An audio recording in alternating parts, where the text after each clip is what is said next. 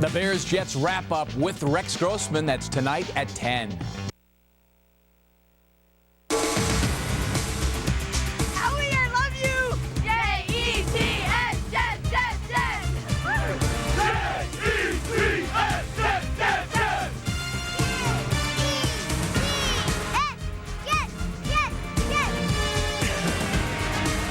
Bears linebacker Brian Urlacher is a four-time Pro Bowler. And he could be this season's Defensive Player of the Year. Urlacher has led the Bears to an 8-1 record. They're the top seed in the NFC, and Chicago is in the driver's seat for home field advantage throughout the playoffs. Curt Menifee is standing by inside the stadium where the Bears and the Jets will play. Curt, take it away with Lovie Smith. Lovie, I don't know if you have to take up New Jersey State residence. I mean, your second straight road game in the stadium. Any advantage for your team having played here just 7 days ago? Well, I mean, we knew where to go. We've seen the locker room before, so there's nothing new to us, and that has to help. But field is a field. We know how to win on this football field. Hope we can have as much success this week as we had last. Okay, your team is 8-1, but your quarterback has been inconsistent up and down. You are steadfast behind Rex Grossman. What can you do, and what have you done to try and get him to be just a little bit more consistent? Well, just talk about that. I mean, Rex is a good football player. You can't have you're not going to always have a great game, but you just can't have a couple like Rex has had. And it's as simple as that. You know, we go back to the practice field and try to correct some of those things, and that's what we've done. He played well last week, and hopefully we'll see the same thing today. All right, thanks for your time. Good luck today. Thank you, Curt. All right, back to you, Joe. All right, Curt, we'll see you in just a second. Now we get to talk about the phenomenal New York Jets. They have had a fast start now under Eric Mangini, and what people thought might take a long time, it's been a pretty fast pace with this Jets team. Yeah, Joe, I think a lot of people find it shocking that the Jets are doing so well, especially with so many question marks heading into the season. But all you got to do is spend a little time with new head coach Eric Mangini, and you can see why the Jets are succeeding. They're well prepared, they're talented, they are on the ball in that sense. So beating New England also that gave them a great sense of validation. People are excited because the expectations of this team were very low going into the season from the outside, looking in. That's supposed to be lousy. You won 5 games already. Yeah, they picked us to win 4 games. I read 3. You read 3? They only gave us 3? Jets fans would have been happy with 3 wins. Yeah. I don't think we define ourselves by anybody's expectations. We define ourselves by what we believe in. Statistically, yours is not a good defense. Do the numbers lie? Numbers never lie. Statistically, we're not a good defense. But are we getting the job done? Yes. Are we improving? Yes. Is there progress? Yes. Are they wowing people?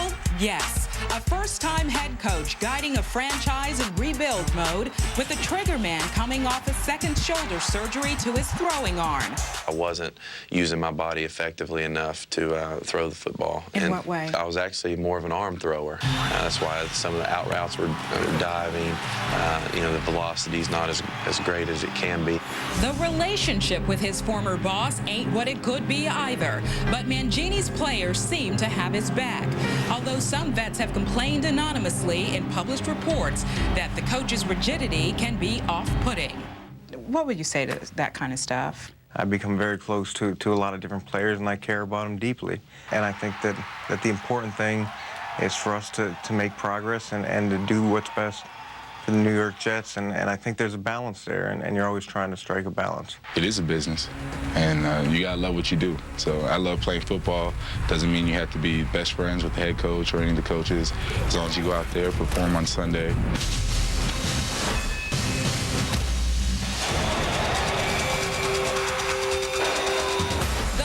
From Cassius Clay's upset over Sonny Liston all those years ago wasn't lost on Mangini. So on the eve of New York's pivotal march into New England for their second meeting, he ran a reminder of what an underdog can do. That clip that he ran, Cassius Clay and Sonny Liston, was that exciting? Well, it was great because we got to see another side of him. He's just really drawn to the one-on-one confrontation because you don't have anybody else to depend on. It's mano a mano. Nobody expected Cassius Clay to win, and I think afterwards he said, you know, I shocked the world. And I think that's what he's trying to let us know we can do. You know, if we just continue to follow his game plan, we'll probably end up shocking the world. You know, and nothing is funnier than watching Eric Mangini cringe when you mention the word playoffs. Playoffs? Yes, playoffs. And people are already going there because the Jets face nothing but teams with below 500 marks the rest of the way. So people are definitely talking about that. One other thing, though. Yeah. A happy belated birthday to Scott Ackerson. And maybe he'll give me an extra minute for my piece. He just said not a prayer, but it was a good effort, though. All right, thanks. Hey, in Pam's piece, we saw that handshake or kind of handshake between Belichick and Mangini. What's the deal? Why is that relationship soured? Well, from the Jets side, they say it's the rivalry, but it's not the rivalry. New England feels like that the Jets tampered with Deion Branch. They made a bid for him, and they knew that New England wasn't going to trade Deion Branch to the Jets. But by putting that bid out there, it raised the bar, and then Seattle made the bid. So, in essence, New England lost a Pro Bowl receiver, MVP of the Super Bowl. Why didn't New England come in and match the Hey, that's their business operation. Why are they upset? Here's the bottom line. I mean, it's the equivalent of Norv Turner leaves the Dallas Cowboys. Jimmy's happy for him. Goes and takes a position with the Washington Redskins. If Norv Turner, after their first Super Bowl, comes back in, makes a bid at Michael Irvin, drives the price up, and Jimmy loses Michael Irvin, do you think Jimmy is shaking his hand the same way at the end? Well, you know what? To me, it's business. There's a lot of jealousy out there, and these head coaches, and I don't understand all of that. It's silly. It is. It's stupid. Silly. Absolutely. Nobody It's football. While I'm here. We ought to be talking about the year Eric Mangini's had as a coach. And be proud of him. Their entire coaching staff. Tony Wise with that offensive line, they're doing a great job. Nick Mangold, Rickershaw Ferguson. Yeah. Pam and I are headed inside to call this game. Curt Menifee is coming up to handle rapid fire. They're in an interesting mood today. You and me, bro. Well, hey, you know, I lived here for a decade. Don't leave him hanging. I'm glad to be back amongst my people in New York. I love this city. Playing in up to the Jersey, crowd. but everybody here is a New Yorker. All right, rapid fire's coming up, but before that, Michael Vick is getting fired up for football. Game plan, just have fun. Everybody have fun, man. We have fun, we win. Don't worry about winning or losing. Make plays.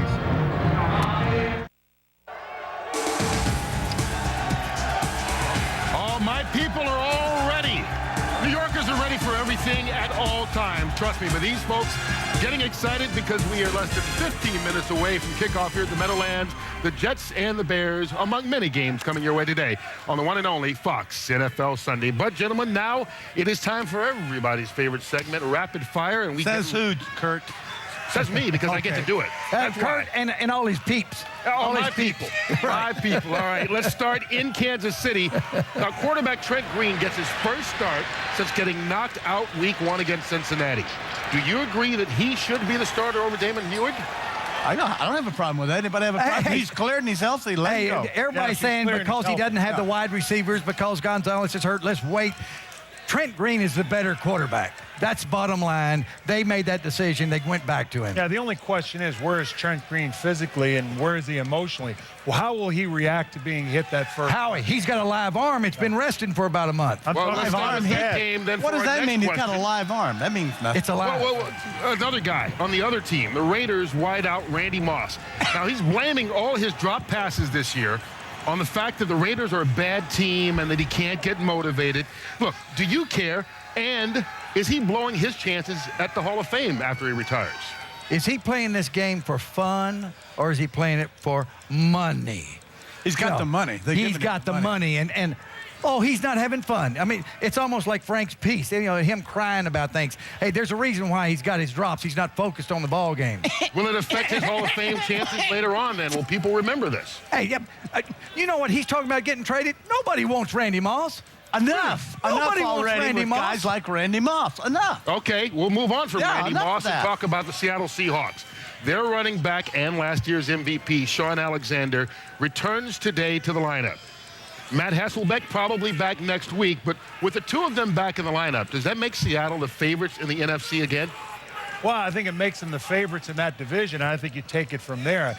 A few weeks back, I think we looked at the Seattle Seahawks and said, this is a team spiraling down with a quarterback hurt, your MVP at running back. They lost Hutchinson. I know we make a big joke out of losing a left guard, but he's a big part of what they do. Yeah. But I think they're headed in the right direction, win that division and have a shot. Senator Wallace, a quarterback, he's held it up. They're the favorites behind the NFC favorite, the Chicago Bears. All right. Well, a couple of weeks ago, you were saying that the Atlanta Falcons might be the favorite in the NFC, but they've lost back-to-back games to Detroit and Cleveland. He did say that. Yeah. Now, head coach Jim Morris says everything's okay.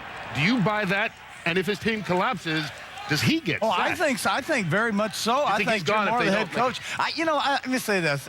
Michael Vick is Michael Vick, and we love him, but whatever they do, they're too inconsistent for me. And I don't like my head coach chest bumping, hollering, and saying words like freaking. I'm freaking excited. I don't want that from my head coach. And I do think that they're a team that is going down. Howie said it earlier. They start out 6-2, finish 2-6. It's a football team. He will get fired if they lose. I don't think so. I think it'd be the offensive coordinator. Don't forget they've had a lot of injuries. Yeah, a lot of injuries. Washington is finally starting Jason Campbell at quarterback. They put Mark Brunell on the bench. About time, Curt. Are you surprised, considering most people think Joe Gibbs is done after this year? Well, yeah, I guess I am. I don't know why. Joe Gibbs is big on staying with his veteran, but I think Jason Campbell needed to play, the young quarterback out of Auburn. He needed to play. Joe Gibbs actually would be more excited about his rookie driver for the FedEx car, Denny Hamlin, than he is a rookie quarterback. That's the way Joe Gibbs is. I think Joe is gone, but I think all Redskin fans, and me included, I'm glad to see him play the young man. That's because rookies in NASCAR do better than rookies. Well, here's a question I want to get to for sure. Indianapolis goes to Dallas today. Do you think Cowboys quarterback Tony Romo can win a shootout against Peyton Manning and the Colts? A shootout? A shootout. No, not a shootout. But I think he can beat the Indianapolis Colts. They're more than capable of it. I think their team can beat that team. Yeah, I agree with you. I totally agree with that. Team. Yeah, team. Team, Howie. Team. Is there an M and teamwork? E? Right? We have many more members of our team here at Fox, not just here at the stadium, but all around the country. So we keep it moving with our 2-minute drill, and we begin, though, with the game right here in the Meadowlands between the Jets and the Bears. Troy Aikman standing by with more. Troy.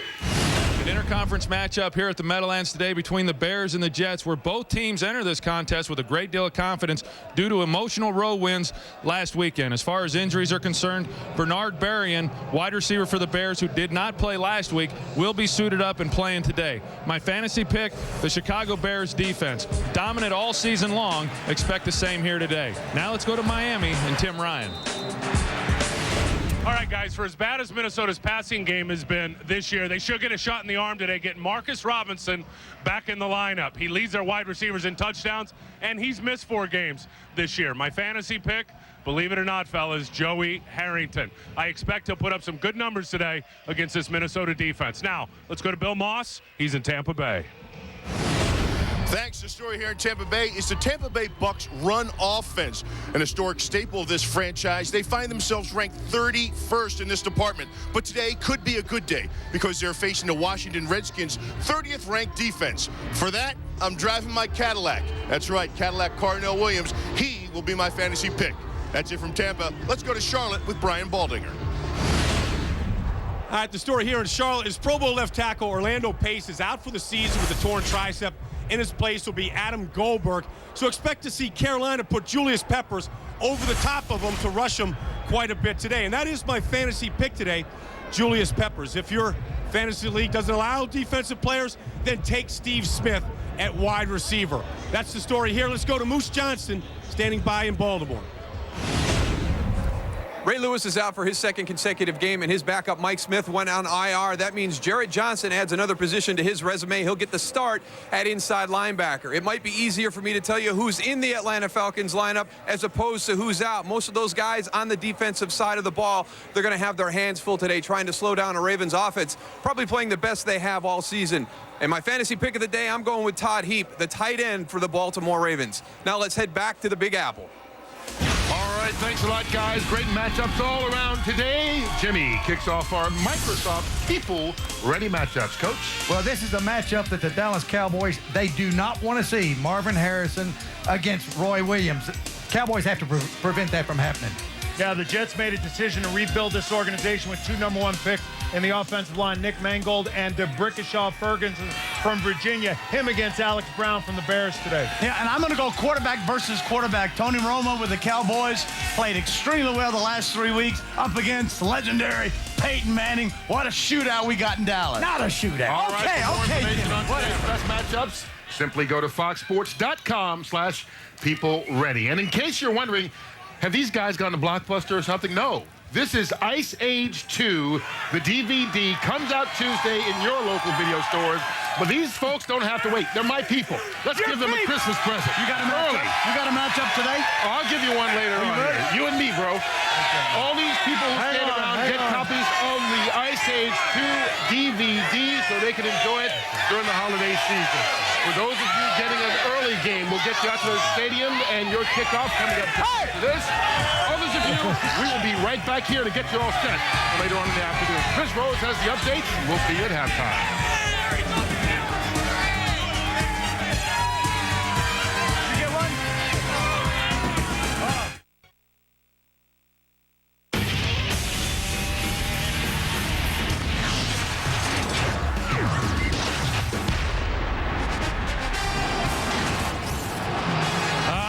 Should be some fun. The Chicago Bears are in town for the second straight week. They beat the Giants last week, and now they take on the New York Jets.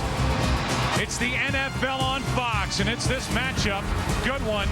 AFC, NFC, Chicago, and the Jets. And now welcome to the broadcast booth, everybody. I'm Joe Buck. Troy Aikman is coming right up. The Chicago Bears winners here on Sunday night. They're 8-1 and riding high in the NFC. For the Jets, Eric Mangini, things have happened faster than most people thought they would around here for the Jets. Did not have a good year last year. They make the head coaching switch. And Troy Aikman, you are looking at a team that with their upcoming schedule may very well be a playoff team in the AFC. Well, I think so. And you look at the games that they won, the first 4 games, you know, not a lot of people got excited about the teams that they beat, but that road win last week against the New England Patriots certainly has this team believing. And one of the reasons that they were able to do it was there was a little bit of a shift in defensive philosophy. No longer were they sitting back. They brought a lot of pressure on Tom Brady, and it was successful. Now, here in this game today, Rex Grossman, he has shown some struggles against teams that bring the pressure. I would expect the Jets to bring a lot of it again today. Let's just stay with that whole defensive theme. The #1 defense in the NFL statistically, the Chicago Bears. And while Grossman's had his ups and downs, this is a Chicago team that's still winning games with their defense. Well, that's right. I mean, they're going to go as far as this defense wants to take them, and it looks like here after 9 games they're going to take them all the way. They've been dominant each and every week. I would expect the same today. Offensively, again, Rex Grossman has been somewhat inconsistent. He's not handled pressure particularly well. I personally think that the Jets are going to come after him often here today, and so we'll see if Rex Grossman can handle it a little bit better than what he has. It should be a fun afternoon of football here in the Meadowlands, and the Texas Instruments DLP Ultimate Picture Cam will be bringing you amazing shots from above, all the action throughout today's game. DLP, it's amazing. It's the mirrors, it's the Jets, it's the Bears, it's the NFL on Fox. Yours next. Watching Fox Sports, broadcasting in HD and presented by DirecTV.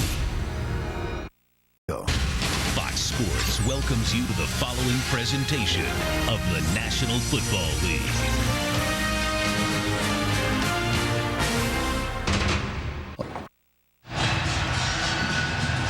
Look at this weather for the 19th of November. 47 degrees, not much wind, which is usually a factor here at the Meadowlands Giant Stadium. It's cloudy, but this is about as nice as you could hope for this time of year in this stadium. We get the conversation now with the officiating crew and Lovie Smith. They lined the 2 teams up on the wrong side. Now they're going to switch them back. Well, so that's not a sign of things to come. Now they've got the ball going to the other end. And some of the Bears started to move down back to our left, and the officiating crew said, no, no, we're now at the right end of the field. Here's the coin flip. Okay. Jets won the toss. They receive. They receive on that side, yet after sprinting off the field, the Jets lined up on the other side. Now they're going to switch them back.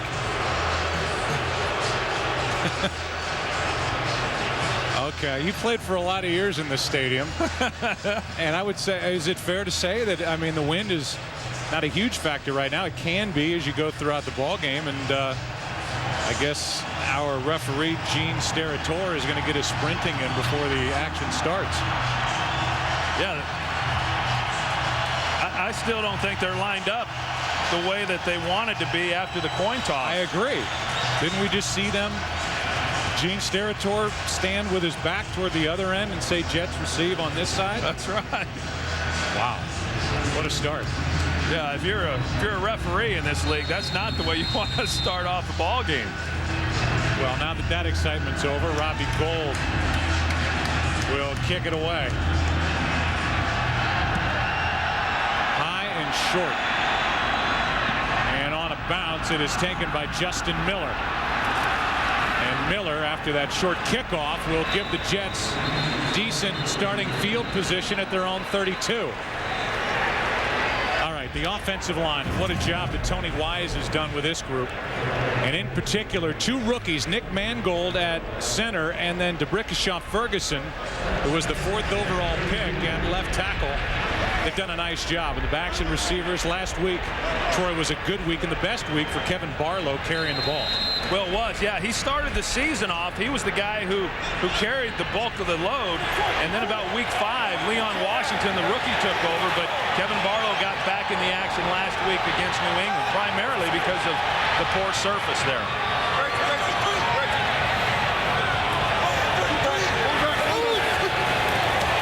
Chad Pennington and company. A handoff is to Washington, and the rookie gets to the edge and is forced out after gaining 9.5.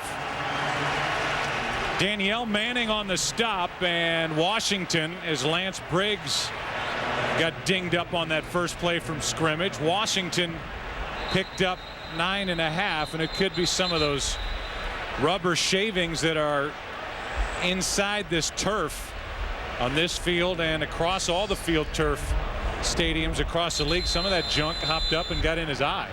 Yeah, and it is a problem out there. I was down on the field before the game, and there's a lot of that that's coming up when you're running around out on the field. So they'll wash it out, and we'll take a break. 2nd and short when we come back.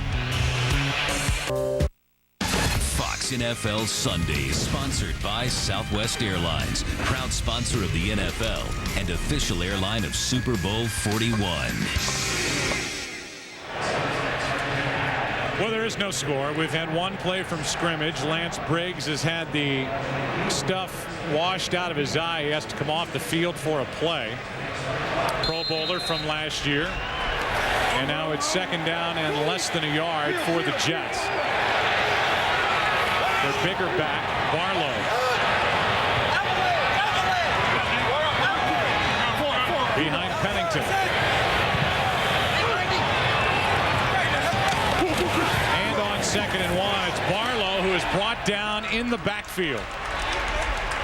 It was Todd Johnson, the safety, up to make the stop. A loss of 1 on the play, and it brings up 3rd down. Here's the defensive line. And this is a group, Troy, this is one of those rare defenses that can get pressure with their front 4. They don't have to blitz if they don't need to. Well, that's right. I mean, a number of their sacks come from their front 4. It's a very athletic group, yet they have enough size inside with Tank Johnson and Tommy Harris to still be able to play the run effectively. 3rd down and 2 now.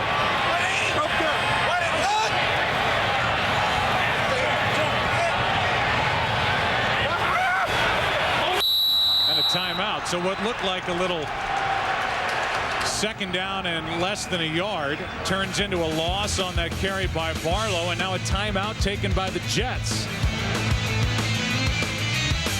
Perfection. Thanksgiving Day on Fox. Tio and the Cowboys take on the Bucks. It's a Fox NFL Thanksgiving Day special in HD.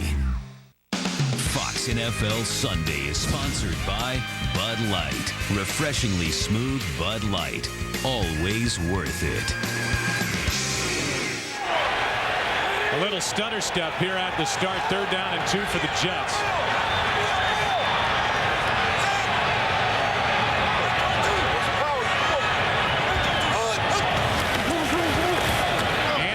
pitch to Dwight.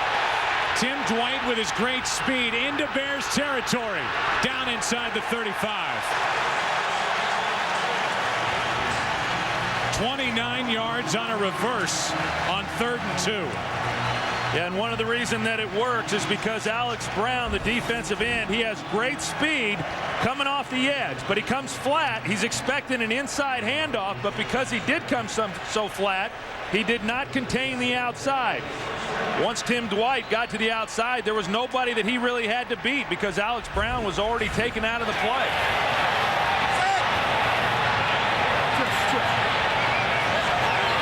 That was the longest run by a Jet this season. And on first down, a handoff is to Barlow. Not much over the right side, back to the line of scrimmage. That's it. So, Troy, let's talk about the Jets a little more. They beat New England last week. They beat him for the first time since 2002. Chad Pennington outplayed Tom Brady in that second half, and as you said in our opening, it started to validate what they've been putting together here the first part of the season, and now looking ahead, you know, they, with their schedule, have a lot to be excited about. They do. It validates what a new head coach is trying to do. Eric Mangini, when you win a game like that on the road against a tough divisional opponent, you'd be amazed at the confidence you get then as a team. Pennington drops it down to Barlow. Penalty flag on the reception, and you can hear the microphone of the umpire who ended up down on that play. And all the hitting as Barlow was brought down. It's Carl Paganelli, the umpire, right in the middle of all the action. The 66, 10-yard penalty. Replay second down. They get Pete Kendall. Here's the umpire.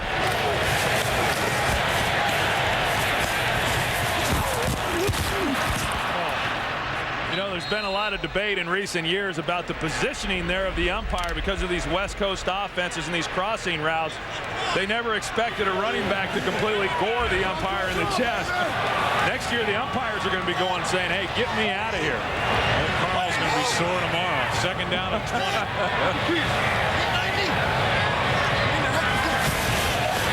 Pennington, quick setup and throw, and he hits Coles. Coles smacked after a gain of 10. And it'll be 3rd down for the Jets.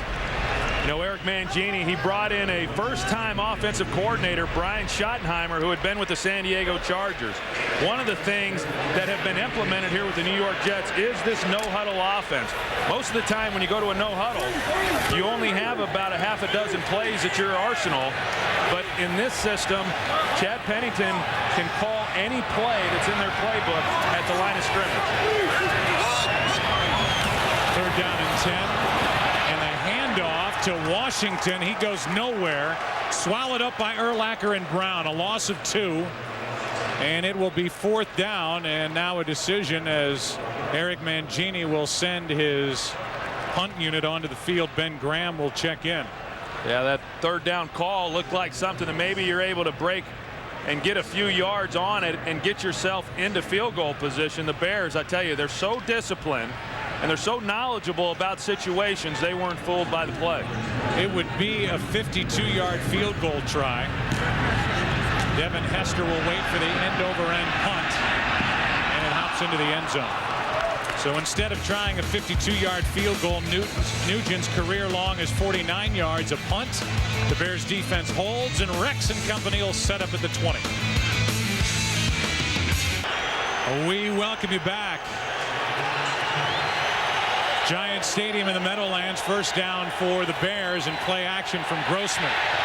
Pass is complete to Thomas Jones out of the backfield. A safe throw and a gain of 3. And Jones ended up banging into our camera cart down along the sideline. Big week last week for Thomas Jones, and his offensive line did a nice job in front of him. And Troy, the guy playing the best is Olin Kreutz. Year in and year out, this is the guy that headlines the offensive line. 5-time Pro Bowler. He's the leader of this group, and that entire offensive line has played exceptional this season. 2nd down and 7.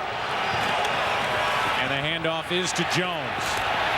Nice little cut back and a move. He's 2 yards shy of a first down. Rhodes on the tackle for the Jets. Take a look at the defense, and the Jets play a 3-4, and that means that Robertson has been moved into the middle. The fourth guy is Brian Thomas, who plays that Greg Ellis, Willie McGinnis role.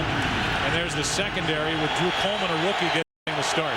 It's a group that struggled early in the season. The last 2 games, however, they feel that they've made great strides in what they're doing within this new 3-4 scheme. 3rd down and 2. Thomas Jones hits it hard, picks up a first down for Chicago. And for the first time today, at least in game, let's welcome in Pam Oliver. Hey there, Joe. Don't get me wrong. The Bears love their quarterback, but sometimes with Rex Grossman, you never know what you're going to get. So with that in mind, the Bears are going to try to do certain things to get him situated and calm. Offensive coordinator Ron Turner says he's going to dial up some short plays early, some short pass plays for him early to get some easy completions. He says the last thing I want is for Grossman to make a mistake early and spend the rest of the afternoon fighting to overcome it. Back to you. All right, Pam. He did make the early mistake last week here against the Giants, and he did overcome that mistake with an interception thrown on the 3rd play of the game. He started out 1 for 6, but then Grossman got hot and finished 17 of 24 and threw for over 260 yards on the day. Well, he has been up and down, there's no question. And I think what Ron Turner is trying to do as far as get him into a flow early in games is not a lot unlike what most offensive coordinators try to do. Rex is a high-energy guy early in games. Jones carries it up shy of the 40, picked up 3, 3rd down coming up. You know, the other thing about Rex is, you know, it is his 4th season, and granted, he's been injured a lot, and there's a lot of discussion about the fact that this is only his 17th regular season start. I don't really use that as an excuse for why a player is somewhat inconsistent. Phillip Rivers has not played that many games, and yet he's playing at a very high level. I think Rex Grossman would tell you the same thing. The lack of playing time is not what has led to some of the inconsistencies. 3rd down and 3, and the pass is too high for Davis. 4th down for Chicago. And as Pam said, and as Lovie Smith told us, a very conservative start play calling wise for Ron Turner, with Rex Grossman. A lot of short passes, this one out of the reach of Rasheed Davis. Yeah, just a ball that got away from Rex Grossman, a throw that is not too difficult to make, but he missed a few of those last week. The wind was a problem there last week against the Giants. Not much of a factor here today. Maynard will punt it. Dwight calls for a fair catch and hauls it in just shy of the 25. So the Jets have it. 2nd time in this 1st quarter. No score. Jets and Bears from the Meadowlands.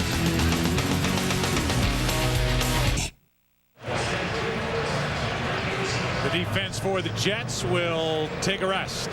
Chad Pennington, who is making his 10th consecutive start this season, first time he's accomplished that since he took over as the starter here with New York in 2002.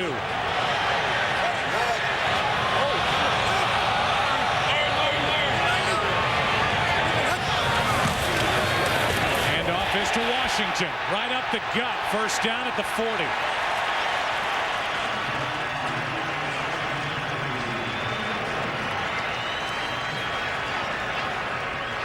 You know, the Bears like to bring a lot of pressure. Ricky Manning right here. He's going to come off the edge, and the Jets just have the right call on. You're going to see the handoff right underneath all that. And the one thing the Bears have struggled with this season is stopping the run, especially the last 3 games. Jets get to the line quickly and hand off again to Washington. Putting together a very good rookie year, and Leon picks up 5. You know, when you talk about the Bears defense and some of the struggles, I mean, they're good in just about every other category that you measure defenses. So we've got Charles Tillman down, who has been a very productive player for this team this year. But the one area that they have struggled in is run defense, and Mike Brown, to a man, they say he's been one of the big reasons why they've not been more effective. Let's take a look again. Tillman hit from behind. At this point, can't get off the body of Leon Washington. There's nothing like seeing every single moment live. Get your Chicago Bears tickets for the 2006 season. Call 847-615-BEAR or visit chicagobears.com. Well, they just did pop up Charles Tillman who has that look in his eyes. He was dinged on a hit from behind by Todd Johnson, number 35, coming in.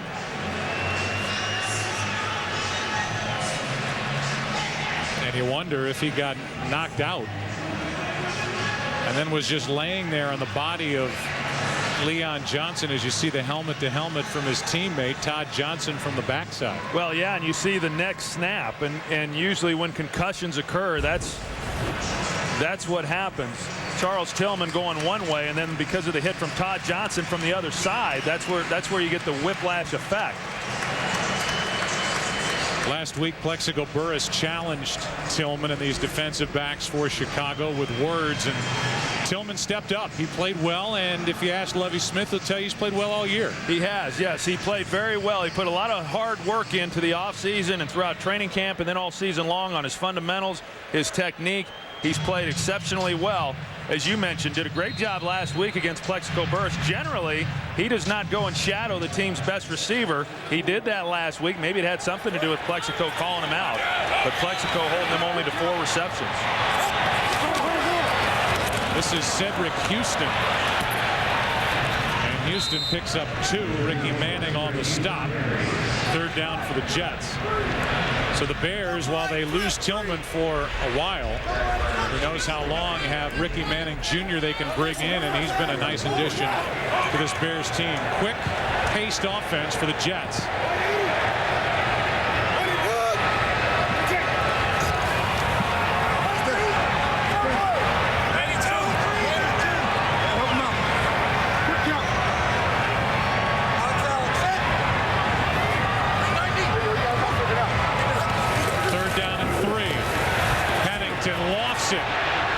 Has it go through his hands, and it was the rookie Danielle Manning who was back there for the Bears. Jericho Cotchery is really having himself a good season this year, not having played much his first 2 years. He gets a little bit of a step.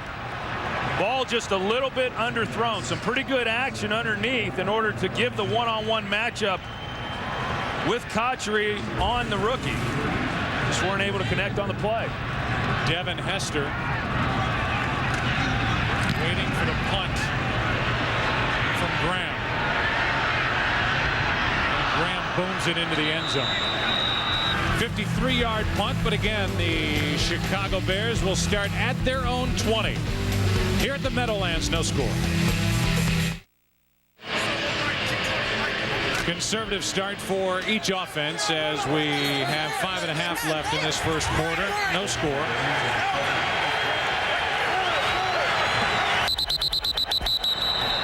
And we'll see if that's a 5-yarder. It is a false start.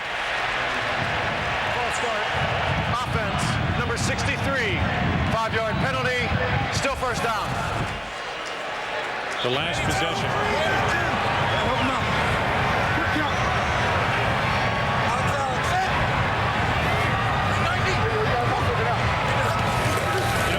About this Jets offense running the no-huddle offense, and then defensively Brian Urlacher, he's the guy who gets everybody lined up and makes the adjustments and the calls for that defense, and he's having a great year. In fact, he's had a lot of great years. Handoff is to Jones. Nice run, Thomas Jones, and he is dragged down at the 28, a gain of 13 yards. Eric Coleman on the stop.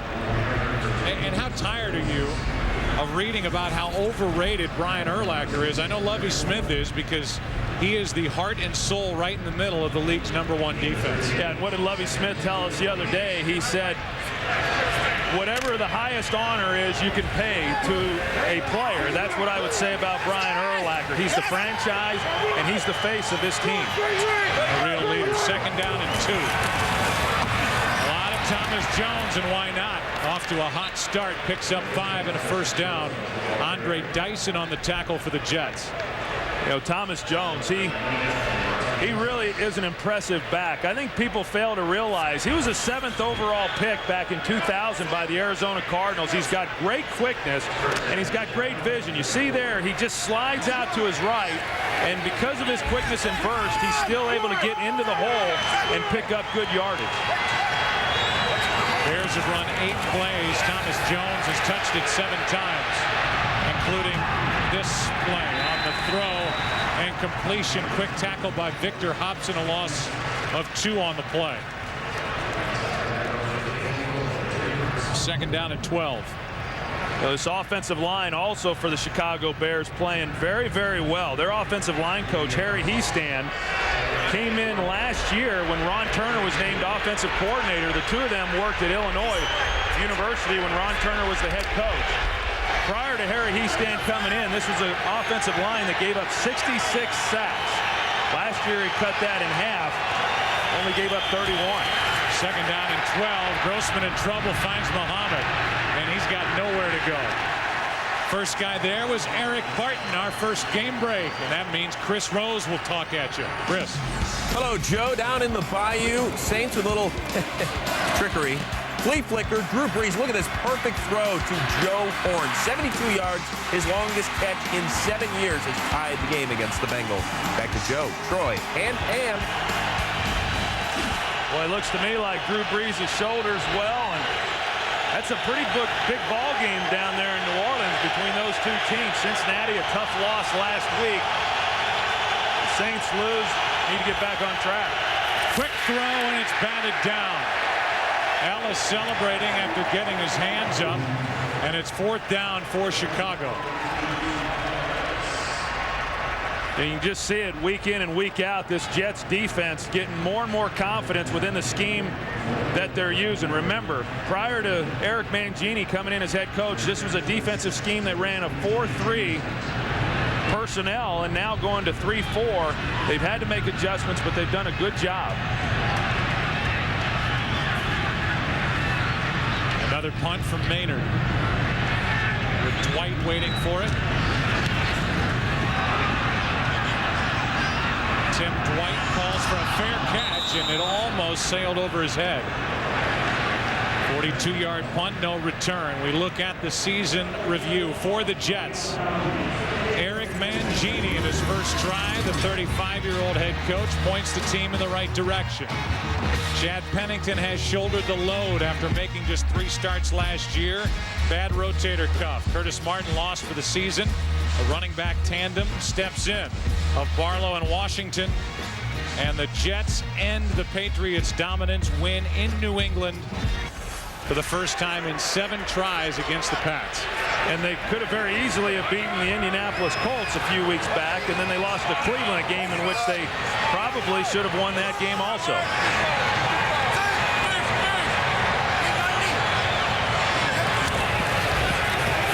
On first down, Lavernius Coles makes a move, has a first down for the Jets. Knocked out of bounds by Johnson. 14-yard completion to Lavernius Coles. You know, in talking with Chad Pennington as well as Eric Mangini, both of those guys said the biggest key for us in this game is going to be not turning the ball over. The Bears have forced at least 2 turnovers in every game this year. Quick snap. Houston again. Cedric. Picked up 9.5. It depends on the spot. Looks to be a little short of a first down, but we'll see where they lay it down. It's second down at inches. To follow up on that, and they're going to throw the ball quick. They're going to run the ball a lot here today and just try to play the field position game. Houston again, first down Jets into Chicago territory. All of a sudden, Cedric Houston, who's been active for only 2 games prior to this one, has been a part of the offense here in the first quarter. That was good for 4. You know what I like right now is this is a very fast defensive team of the Chicago Bears, and when the Jets have run the ball, I mean, they've done a good job at just running it right at them and not trying to outrun anybody to the sideline. Word on Tillman, by the way, no concussion, just banged up. He's still on the sideline.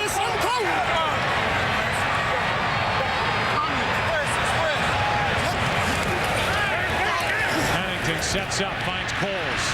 Lavernius Coles is brought down by Vasher, a gain of 6. Coles started this day with 51 catches, and Manning is, or rather Pennington has looked his way. You know, you take a look at the relationship here with Nathan Vasher and then Lavernius Coles. That's twice now on this possession. Nathan Vasher, respecting the speed of Lavernius Coles, is staying deep, and that's allowed them to complete some easy balls to the outside.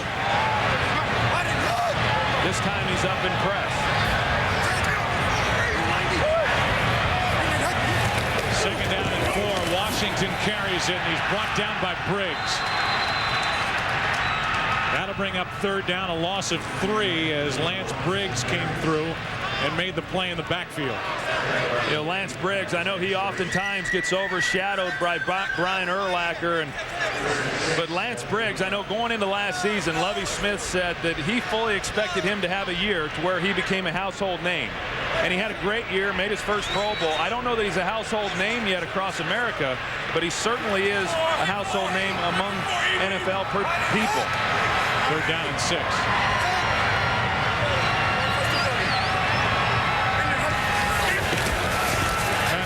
Fires and completes to Brad Smith. Smith has enough for a first down. And that's how the first quarter will end. A 7-yard completion on 3rd and 6 to the rookie, Brad Smith.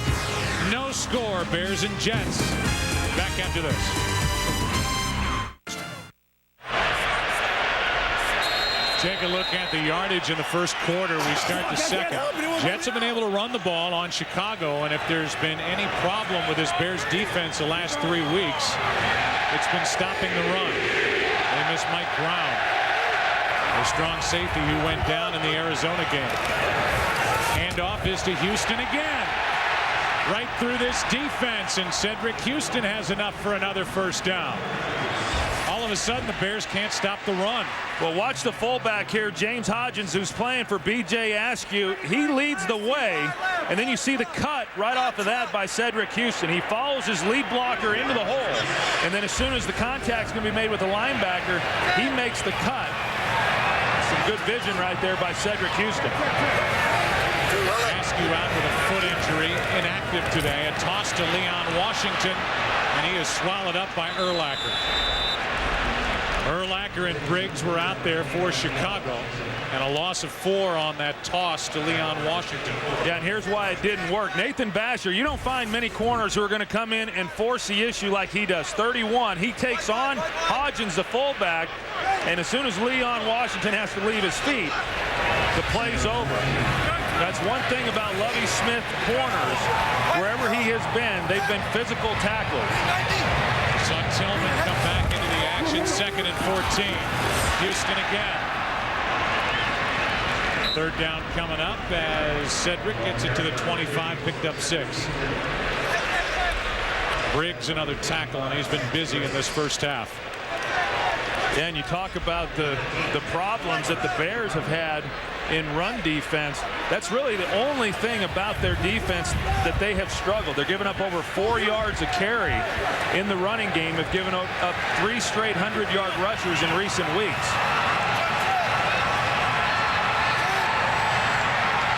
Third down and 8.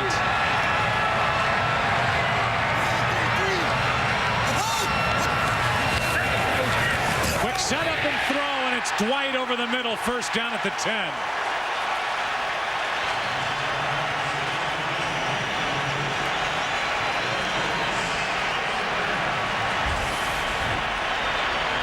Just a good play right there. Tim Dwight gets into the hole in that zone defense. You know, again, we're seeing the Jets keeping the Bears off balance defensively, running the ball, and then quick short passes. Hand off to Houston. Houston picks up half a yard, brought down by Alex Brown, the first one to get his hands on it. You know, you just wonder if the pace of play by the New York Jets is throwing the Chicago defense off a little bit. It's not necessarily something that they haven't seen before. A lot of teams now are going to no-huddle situations, but they're running at a pretty good pace, and I think it's been hard for this defense to get in any type of rhythm of their own.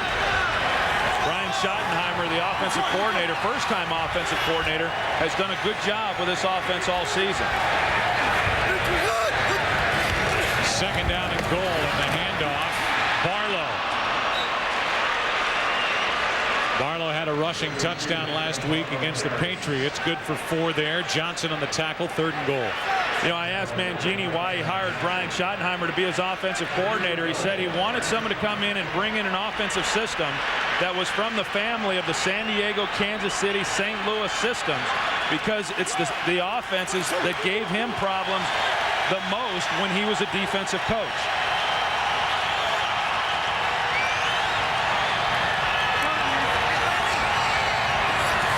Third down and goal. Pennington over the middle, picked off by Urlacher. Brian Urlacher with the interception and the return out across the 30.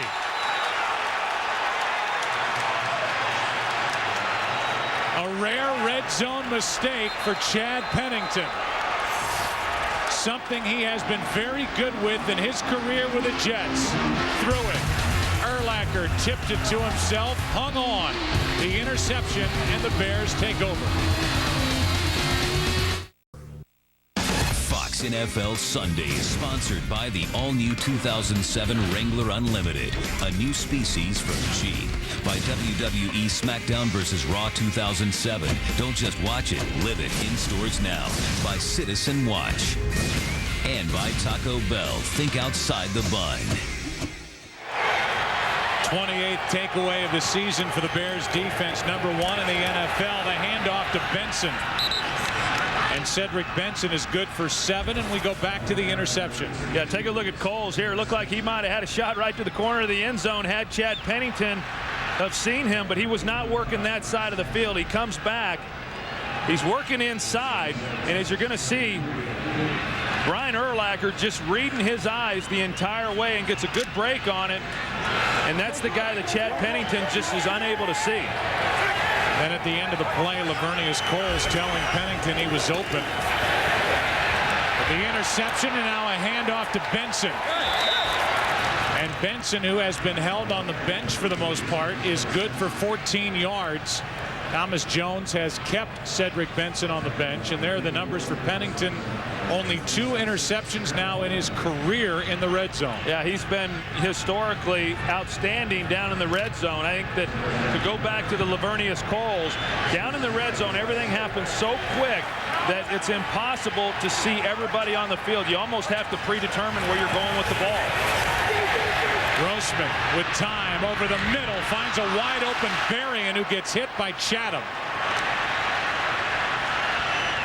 Berrien had it and dropped it. You know, Bernard Berrien did not play last week. He had rib problems. Said it felt better. He was giving it a shot today, and you just wonder, with this ball a little high, does that put a strain there on his ribs? Certainly a ball that he should have caught, but this secondary for the Jets, a young group, you just wonder how a guy like Bernard Berrien can get so wide open back there. This possession has Benson in a tailback, and Cedric gets it. Picks up 5. And now Chatham and Desmond Clark get into it after the play. No flags are thrown. 3rd down for Chicago.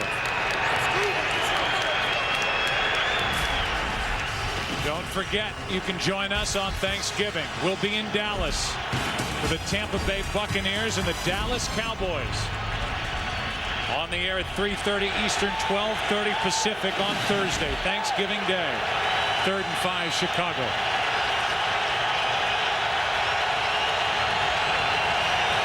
A blitz. Grossman hangs in and throws it to no one. Rasheed Davis, the closest one to it, and it's 4th down. We talked about it coming in, the pressure that the Jets were able to put on Tom Brady last week with the New England Patriots. Kerry Rhodes right here, the safety, he comes hard. Thomas Jones tries to block him, but he doesn't get much of him. And that's what made Rex Grossman have to get rid of the ball much sooner than what he wanted. 3 possessions for the Bears, 3 punts. After this from Maynard.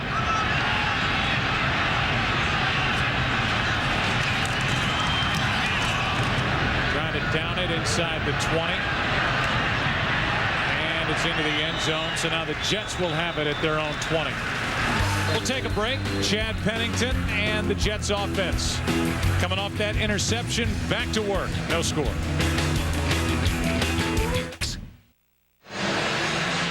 First-year head coach Eric Mangini. Here's what the Jets have going on. They have 2 rookies on their offensive line. A quarterback they were unsure of at the start of the year, coming off rotator cuff surgery. No Curtis Martin. And a rookie head coach. That one incomplete for James Hodgins, and here are the Jets 5-4 and only a game out of first place in the AFC East. Yeah, and then you say rookie head coach and rookie offensive coordinator, and then they got rookie center Nick Mangold and rookie left defensive tackle D'Brickashaw Ferguson. Both guys actually have played very well, but you don't see that very often. Two rookies starting playing as well as what these two have. Second down and 10. Quick throw, Lavernius Coles trying to make a move, and then he got hit hard by Hunter Hillenmeyer. A gain of 7. You know, you go back to that previous possession by the New York Jets. This Bears defense has held every single opponent this year under 300 yards of total offense. So you're not going to put together a lot of long drives. You get down there in the red zone, and when you're not able to at least come away with 3 points, well, that's really demoralizing. You just don't know how many opportunities you're going to get throughout the course of a ball game. 144 yards today for the Jets. So far in this half, off to a good start, but no points. Pass for Dwight. Nice catch. First down.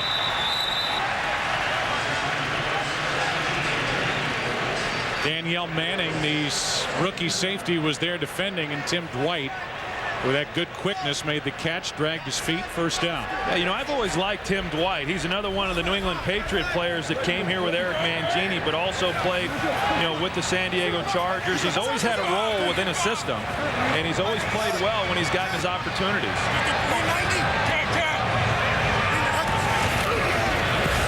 Hand off is to Washington.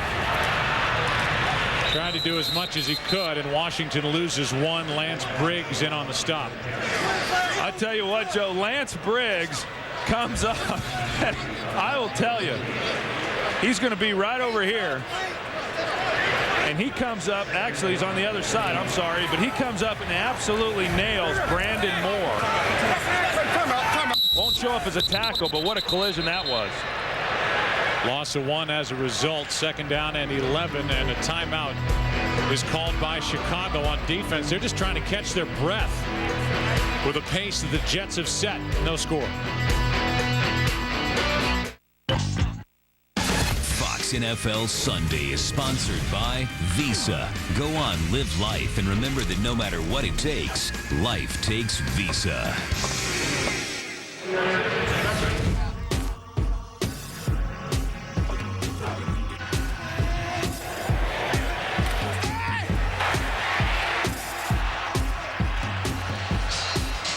Biggest play of this half so far, the interception in the end zone by Urlacher. No score. 7.5 to go in the half. Second down and 11.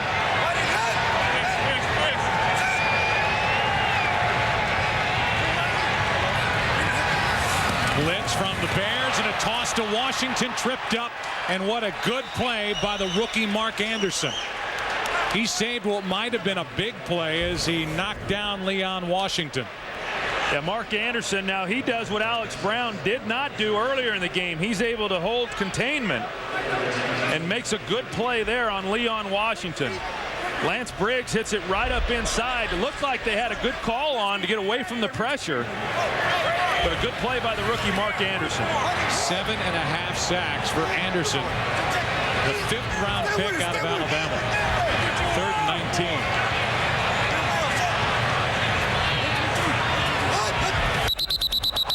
D'Brickashaw moved for the Jets. We'll see if the movement across from him forced Ferguson to move, and who this calls against. The way they're talking right now, it may go against Chicago. You know, if you're D'Brickashaw Ferguson and you're out there and you're going up against, you know, rookie against rookie, and you know that he's got 7.5 sacks, I mean, you're going to try to get out of there just as quickly as you can. But you're right, the way they're huddled up, they're trying to decide just where the start. Offense, number 60, 5-yard penalty, still 3rd down.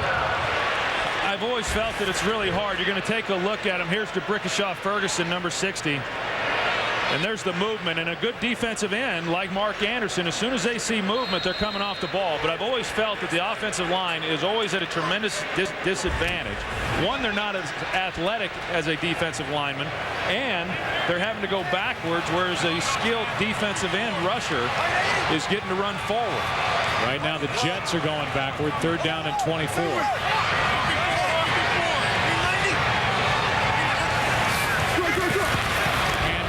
To Washington. The crowd won't like it. Instead of trying to take a bigger bite out of the 24 yards they needed for the first down, a gain of only 5, and the Bears with probably the most electrifying punt returner right now in the game, Devin Hester, should end up with good field position. Well, they sure should. I mean, he certainly put his name on the map after last week's return against the Giants. It was on a short field goal try, and Hester will call for the fair catch. Well done by Ben Graham, the left-footed Aussie. Knocks it 49 yards, no return. Bears have it. Still, no score. They've only got 2 passes. Tony Wise was the line coach for Jimmy Johnson at the University of Miami and at Dallas at the start of your career, Troy, and he's done a nice job here with the Jets. Talking to the offensive line while the Bears take over, and the pass is complete to the fullback McKee, good for only 3 yards. It was Brian Thomas on the stop for New York. Offense today, there hasn't been much of it, although one possession was a good one for the Jets. Going down the field, it resulted in the Urlacher interception in the end zone. Yeah, so far the Bears have done a little bit as far as running the football, not throwing the ball very well here in this first half. 2nd down and 7. Thomas Jones to the 35. He'll be 3 yards shy of a first down, and a late flag comes sailing in from the secondary, and it's going to be against the Bears.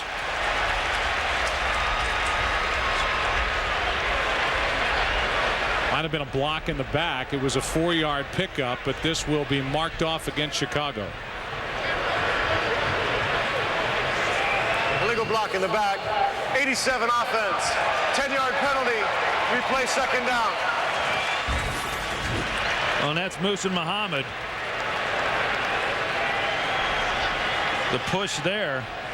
You know, Musa Muhammad is one of those wide receivers who will get out there and mix it up in blocking. You know, there's not a lot of guys who like to get out and take great pride in being able to block for their running back within the running game. But Musa Muhammad, even going back to his years with Carolina, has always prided himself on that part of his game.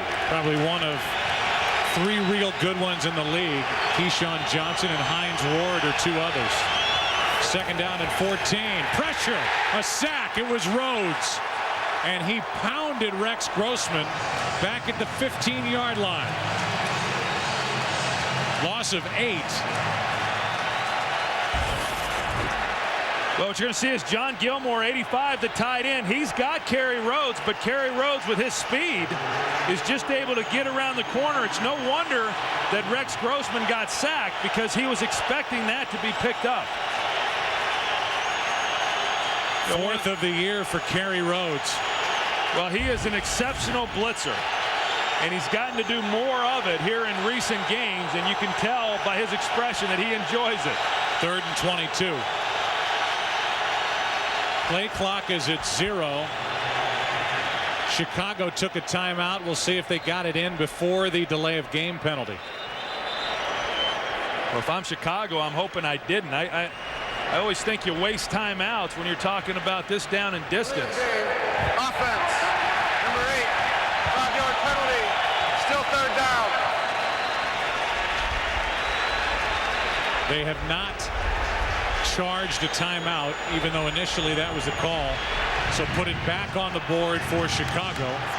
Mark off 5 more yards, and the ball is back at the Bear 11. Well, last week they ran the ball here to Thomas Jones, and it was a big play in their win against the New York Giants. I'm sure they're going to run it here.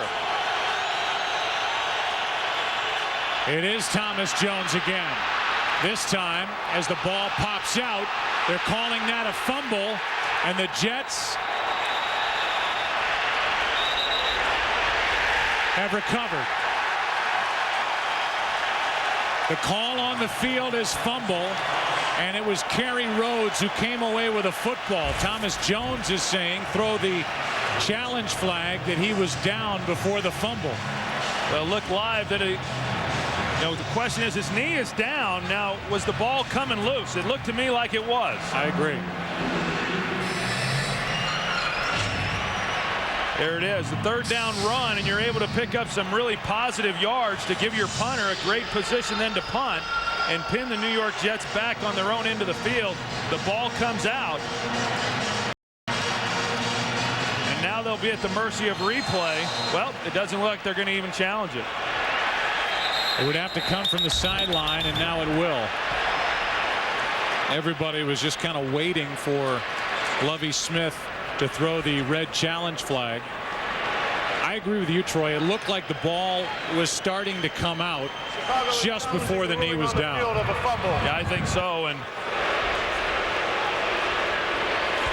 if the Jets do wind up getting it, what a big break for them.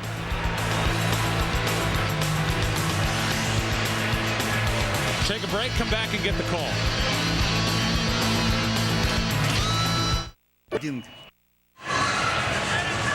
The ruling on the field is a fumble by Thomas Jones. The Bears have challenged it. It's either a 1st and 10 for the Jets at the Bears 35, which is how it stands right now, or it's a 4th and 8 for Chicago at the 30. Looks like the ball is being dislodged just before the knee goes down. But it is awfully close either way, and I don't know if you see enough on that replay to overturn the original call, which is fumble. Gene Steratore is the referee. And usually you guess that if they're taking this extra time under the hood, that they're trying to figure out where the ball should be spotted. Let's get the call.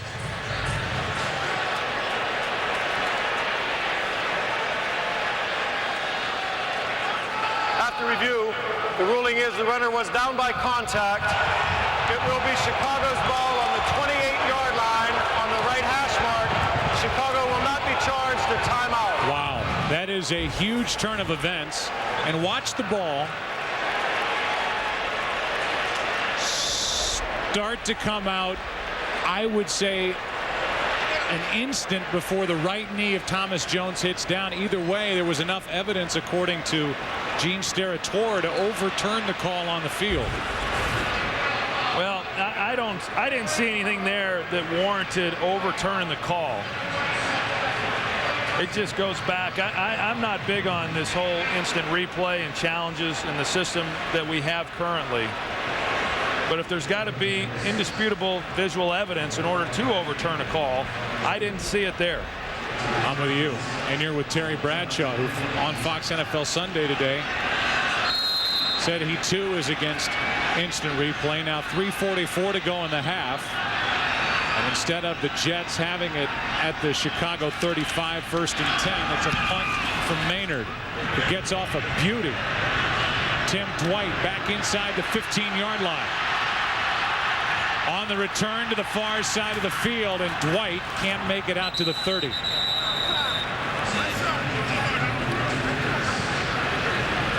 To vote for whether or not the one and only Galloping Gobbler Award should again be awarded this Thanksgiving on Fox, you can log on and vote on foxsports.com. And here's the history of this award.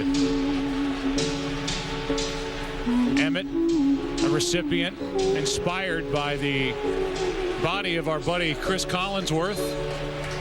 And we will, again, so far the results are that you, the fans, want to see the award handed out again on Thanksgiving. We'll do that when the Bucs are in Dallas on Thursday. Handoff is to Brad Smith, former collegiate quarterback at Missouri, now a jack of all trades, picks up 6 on the carry.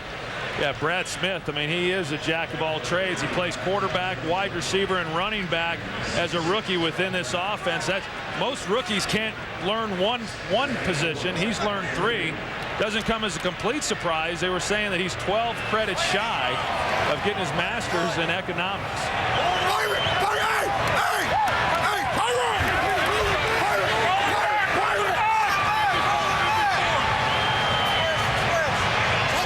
Second down and 4. Handoff is to Houston.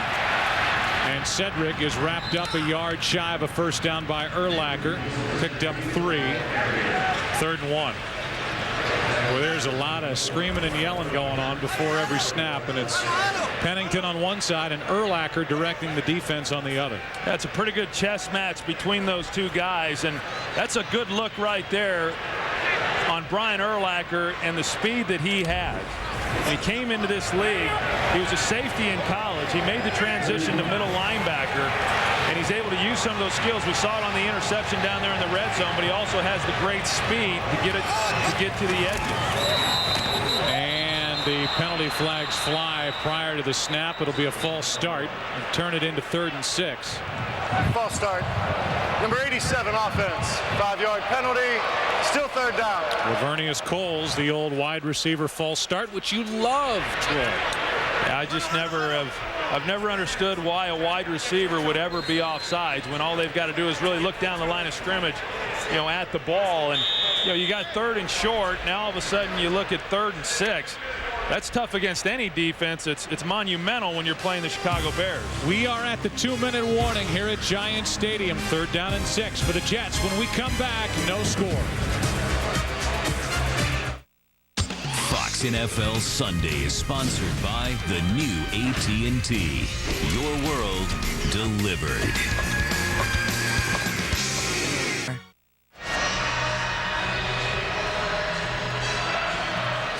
2 minutes left in this first half. Jets have racked up 150 yards and have not scored any points. Chicago, because of sacks, -3 passing yards. And coming up on the Visa halftime report, Curt, Terry, Howie, and Jimmy will have scores and highlights from around the league and the Fox Sports ticker. Keep you updated with up-to-the-second stats. 3rd down and 6. Alex Brown too quick, and that'll give the 5 yards back.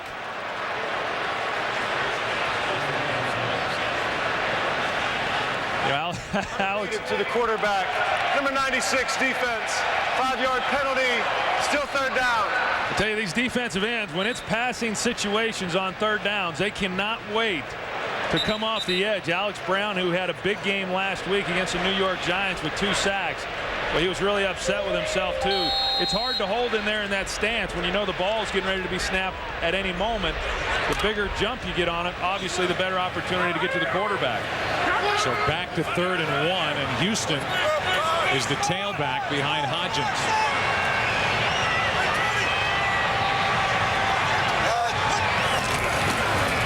And it's Houston here, and it's Houston not getting it. Back to the line of scrimmage. That is it, and the Chicago defense holds, and the Bears will take a timeout, one of their 2 remaining. The Bears got into their famed Buddy Ryan 46 defense. There's Hunt Hillenmeyer. He comes in on the linebacker along with Charles Tillman outside, but they stacked the line of scrimmage. Todd Johnson's able to come in and make the play. He's unblocked, but a defense that created so many problems back in 1985 when Buddy Ryan put that in, and then more and more teams went to it. You don't see it quite as often today as what you did a few years ago, but the Bears pulling a page from their past. Yeah, that was a watershed moment in the NFL when Buddy Ryan turned up the dial on the speed with that defense, and offenses were overwhelmed for years as the Bears went to the Super Bowl and won it with head coach Mike Ditka. 1:52 left, 1 timeout remaining for the Bears, and this is a beautiful punt by Graham. However, it goes into the end zone. 67-yard punt. But Grossman and the Bears will start with it at their own 20. J.P. Lossman with a big first half. 2 touchdown throws, and they're starting to talk about his job again with the Bills. Chester Taylor with 59 rushing yards and a touchdown, and Lee Evans, he's been on the other end of those throws from Lossman with 2 touchdowns. All but 14 yards have gone to Lee Evans. Imagine Imagine there are a few other receivers out there with the Buffalo Bills that are wondering why they're not getting any balls in their direction. You see New England with a 21-0 lead over Green Bay. And one thing we haven't talked about is we were watching on another monitor Donovan McNabb being carted off in the Eagles game against Tennessee. Grossman fires, and it's Clark with his first catch, brought down by Coleman immediately, a gain of 2. And you talk about injuries. I mean, obviously that's such a significant thing as far as the success of teams. The Bears losing Mike Brown, and then one game last week with Berrien, the only injuries for them all season. That is out of the reach of Clark. And now the Jets are hoping for a hold on defense, get it back, and get a chance to get points. The Jets have 2 timeouts left. You know, it's a fine line whenever you get in this situation. You want to be aggressive and try to move the ball and come away with points of your own. But when you come out and you don't get anything going and you're stopping the clock because of incompletions, now you give the opportunity for your opponent to have their chance before the end of the half. 3rd and 8. A blitz from the Jets. Grossman fires, and it is incomplete. Barrett had a chance for an interception. It went through his hands and to the turf. It's 4th down. Yeah, this is one of those throws that Rex Grossman tends to have once or twice a game. If Barrett reacted to that a little bit sooner, he makes an easy interception. Rex Grossman had an opportunity, just made an overthrow. This has been an awful first half for the Chicago offense. -1 passing yards for the Bears here against the Jets. 5th punt from Maynard with Tim Dwight waiting for it.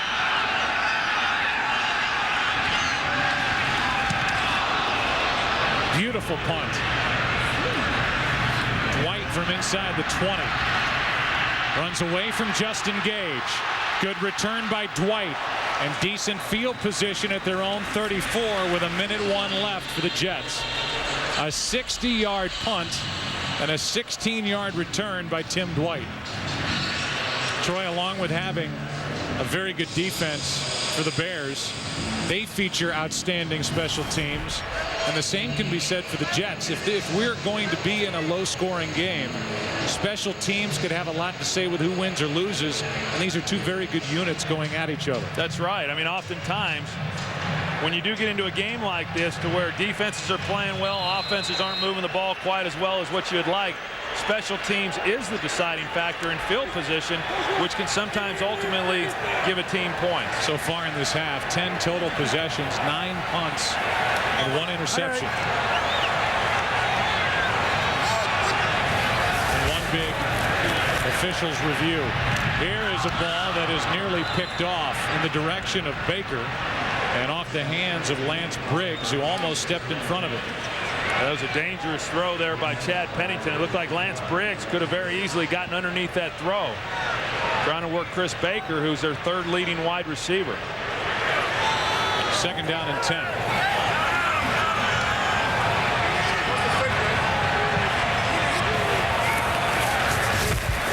Pennington in trouble, and down he goes. That's Anderson again. No gain on the play as Pennington gets back to the line of scrimmage. Anderson right in the middle of it, and the clock continues to wind. The Jets have 2 timeouts left. They'll let it go. Chicago, so you know, they have 1 timeout remaining. Yeah, they're going to let it go as well. And the Jets huddle now for what I think is the first time here in the first half. And just take as much time off the clock. They tried, like what Chicago did, to maybe get something going on 1st and 2nd down, nothing positive. Now let's just get out of here at the half, 0-0.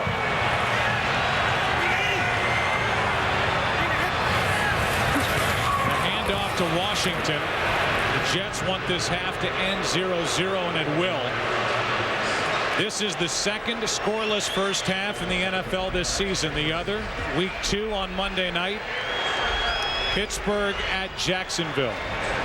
Eric Mangini and the Jets coming off that win in New England, and the Chicago Bears coming off a big offensive day right here at Giant Stadium with a win last Sunday night over the Giants.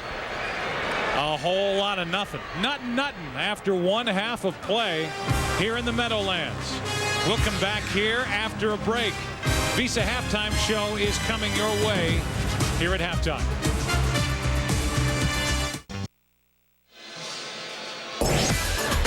It is a matchup featuring the 31st ranked defense against the top ranked defense. Urlacher with the interception. A first half that featured 11 first downs, 9 punts, no points. And so after 30 minutes of play here at Giant Stadium, the defenses have been in control. The score, 0-0. Visa halftime show coming up. Scores and highlights here at Giant Stadium. No points. The Visa Halftime Report is sponsored by Visa, proud sponsor of the NFL. Life takes Visa. Live from the Meadowlands, it's the Visa Halftime Report. Curt, Menifee, Terry, Howie, and Jimmy. And right here, the Jets and Bears going at it. No score so far in the first half. Elsewhere, Terry. All right, Chad. Brad Johnson, quarterback, Minnesota Vikings. Down in beautiful Miami. Hands it off to Chester Taylor. 1 yard touchdown run, 7-0 Vikings over the Dolphins. Back comes Joey Harrington into the flat. He finds Justin Field. Everybody drops deep. Throw it in the flat. That's what he does. 11-yard touchdown, 10-7 Miami over the visiting Minnesota Vikings. In Green Bay, the New England Patriots with a big lead at halftime, or just before halftime, Brett Favre left the game with an apparent arm injury.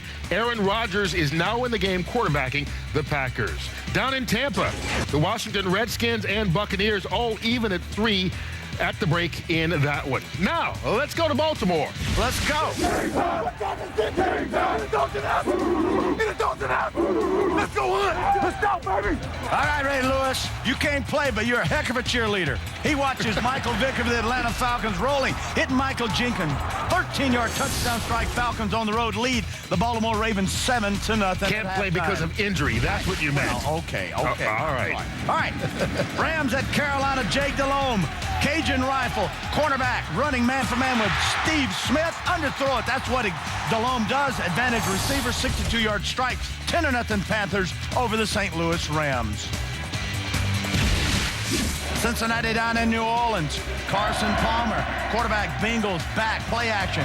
Chad Johnson, where are you? Down the left sideline, streaking down, 41-yard touchdown strike, 7-0. It is the Bengals. Marcus Colsa, outstanding rookie receiver, injured ankle in this football game, has not returned. But Drew Brees takes the pitch back from Reggie Bush. A little gadget pass 72 yards later. It's Joe Horn. Welcome back, Joe Horn. Hadn't played in a while. 10-7 Bengals over the New Orleans Saints. Hey, speaking of welcome back, Tennessee welcoming back Albert Haynesworth. He won't be stepping on anybody's helmet for a while, I'm sure. Watch it. Rookie quarterback Vince Young, exactly. Vince Young scrambles, avoids the sack, hits Ben Troop, 14-yard strike, tightens up 7-0. And then Donovan McNabb scrambling out of the pocket, injures his knee on this play. The great Eagles quarterback carted off, folks. We will give you an injury update as we receive that. But right now the score is Titans 7-6 over the Eagles. Both Aaron Brooks and Trent Green return to action, and Howie's Raiders with a 6-point lead in KC.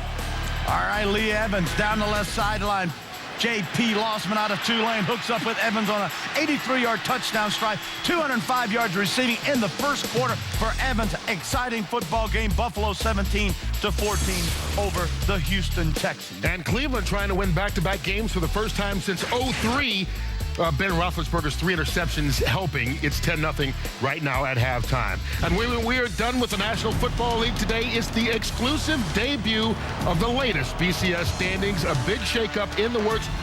Maybe number 2 Michigan loses at number 1 Ohio State yesterday. Who is number 2? We will find out. And the head coach of the Ohio State Buckeyes, Jim Tressel, will join us live to discuss yesterday's game and look forward to whom they might be playing in the championship. You know, Troy Smith, 4 touchdowns yesterday. Obviously, I think he's the logical choice for the Heisman Trophy. Michigan made their case for that number 2 slot yesterday in a loss. Ironically enough, both USC and Notre Dame, who play next Saturday night, will both be looking to make their case for that number 2 slot. It's wide open. Don't forget about Florida, Arkansas in the SEC championship game. They both just got 1 loss. It's still it's USC. And I don't want to see Michigan play again, even though they may be the best team. I do, because I think they are the 2 best teams in the country. They lost, and that's what it should be about. We'll hear what Jim Tressel has to say about that on the post-game show.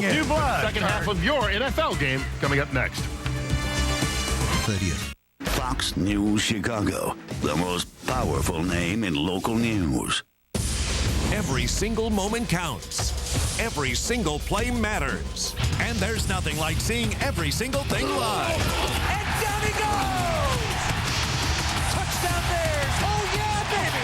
Oh yeah! And it's a division title for your Chicago Bears. Soldier Field on its feet right now. Get your Chicago Bears tickets for the 2006 season. Call 847-615-BEAR or visit chicagobears.com. The Bears-Jets wrap up with Rex Grossman. That's tonight at 10.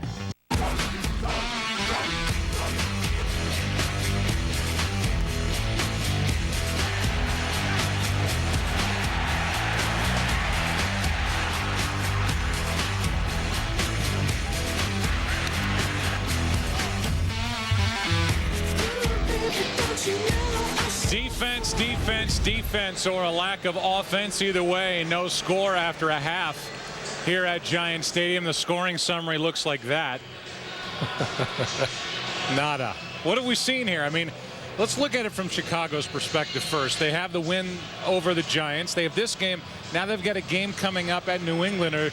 Is this one of those trap games for the Bears here today? Well, I do think it's hard to get up emotionally week in and week out. I mean, the emotion that was expended in that win last week was obviously something, but you know, right now it's a defensive battle, and Chicago, they're running the ball probably as well as they have all season long, but they're just not getting anything out of their passing game. And then for the Jets, you know, they get the one long drive, and because of the turnover, aren't able to come away with any points, and that's been the difference. Yeah, the Jets have to look at this game as their last big hurdle down the stretch. There's the fantasy update. It's an onside kick, and Chris Harris takes over for Chicago. So the Jets come out in a 0-0 defensive struggle, and why they pick now to try an onside kick to give the Bears life, I don't know, but Nugent hit it and Chris Harris came down with it.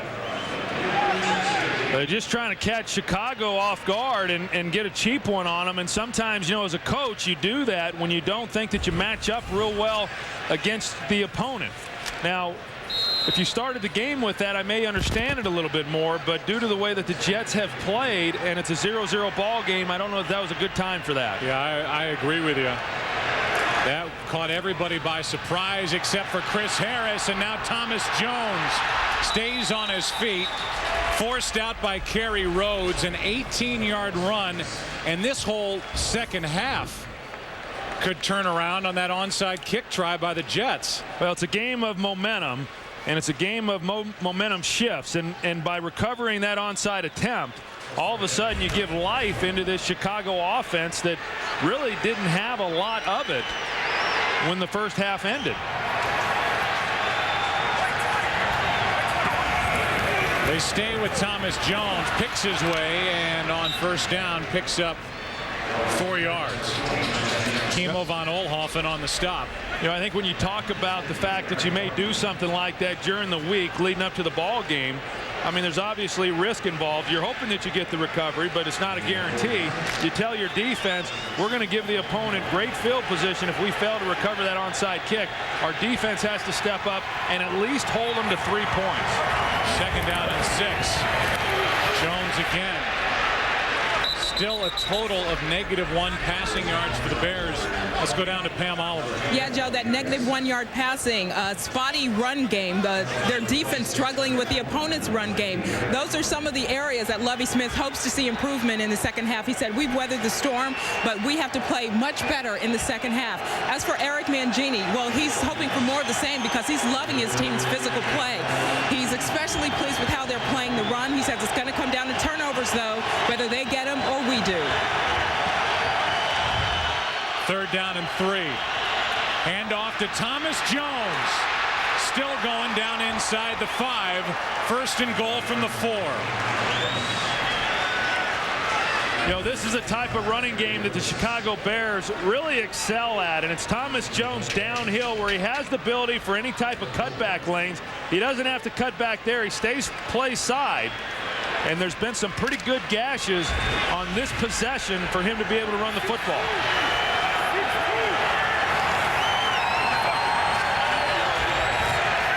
First down and goal from the 4.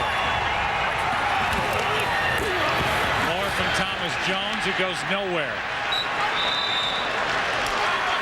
You know, that onside kick is certainly going to be second guessed. And, you know, I thought going in at halftime, when you consider where the Jets are in their season at 5-4, a big win on the road last week against the New England Patriots, to be able to be playing here at home against a team that's 8-1, clearly the best team in the NFC, and go toe-to-toe with them and actually should have had the lead. You know, that was a pretty risky move there to potentially take all the emotion right out of your team. Second down and goal.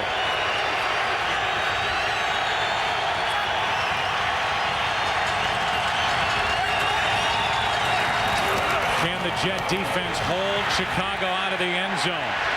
They stiffen up again. It's third and goal. It has been a Thomas Jones dominated possession. And for Eric Mangini to talk to Pam Oliver and talk about it's going to be a game where a turnover may decide it. It was like handing Chicago a turnover by trying the onside kick. I do think, however, Joe, if this defense is able to stiffen up right here and hold them out of the end zone, I think that it could be something that serves the Jets well as far as emotionally.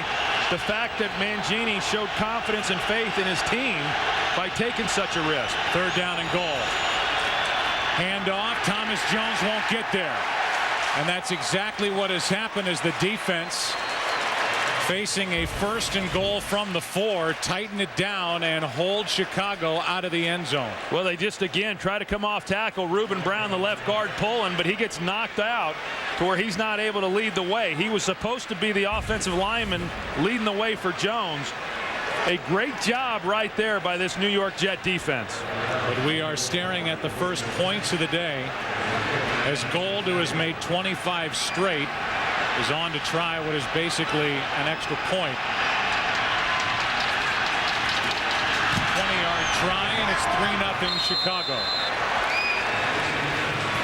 So the Jets dodge the bullet in one sense. They try the onside kick. Harris is there for Chicago. The defense holds Chicago out of the end zone, but the Bears finally strike first. Fox NFL Sunday is sponsored by Southwest Airlines, proud sponsor of the NFL and official airline of Super Bowl 41. By T. Rowe Price, mutual funds, IRAs, college savings, invest with confidence. By Miller Lite, for great taste, there's no debate. Miller Lite, always a good call. And by Ford F-Series, built for bold moves, built Ford tough. The Bears drove the ball into Jets territory one time in that first half. The deepest they got was the New York 41. The onside kick try didn't work. The Bears got it at the New York 44.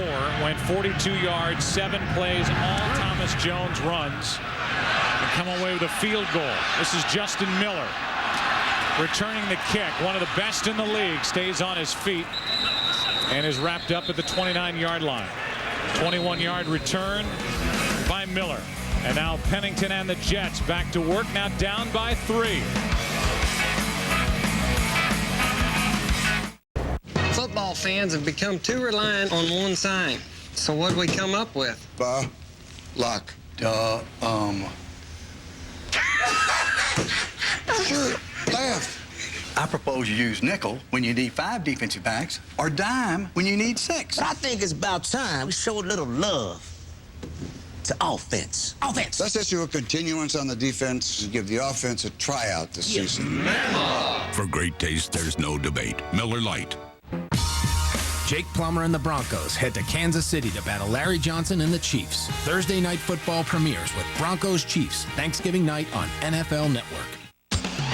Fox NFL Sunday, sponsored by UPS. What can Brown do for you?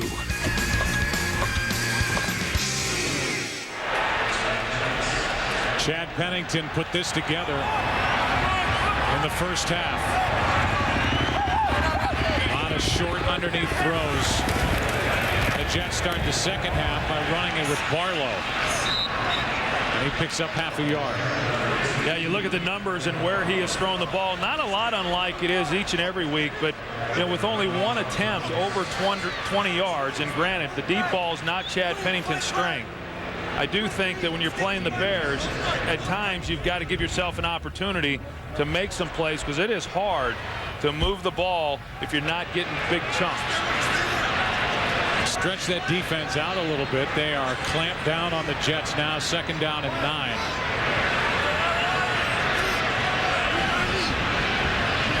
Showing blitz. They come with it. Hillenmeyer, the pass to Coles, makes a move. Crosses the 35 by just a bit. Nathan Vasher on the stop, a gain of 6. Manning in on the tackle as well, 3rd and 3. That's a lot of what we've seen today, the underneath throws, especially out there wide to Lavernius Coles. But today, the Bears have really done a good job of tackling. I talked about it a little bit earlier in the ball game. Nathan Vasher, Charles Tillman, those guys do a good job bringing receivers down after they make the catch.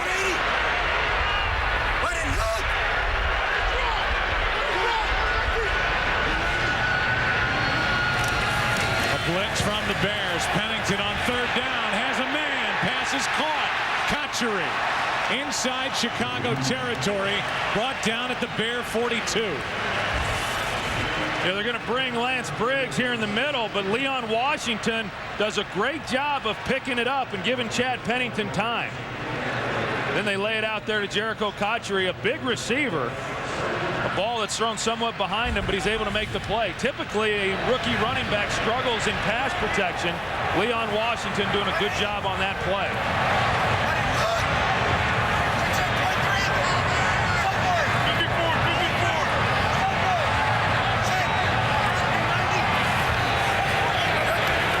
Play clock down to 1, and Baker, the tight end, makes the catch. Tillman throws him down, a gain of 4. Now go back and take a look at what happens here. It's a pick play between the 2 receivers, Jericho Cotchery, and then you got Lavernius Coles, and he's trying to just scrape right here on Ricky Manning. He's able to do it. It's illegal to run the pick play, but what you try to do as an offensive player is make it appear that you're trying to run a route. The officials know what you're doing, but unless it's obvious, you don't get the call. What's the screen, man? The Jets have moved the ball better on the Chicago defense than the Bears have on the Jets defense. Handoff is to Washington, and he is wrapped up, brought down by Alex Brown. No gain. That's a good play by Alex Brown. Leon Washington, if he was able to get through that, he's probably running for another 10-15 yards. Brings up 3rd down and 7.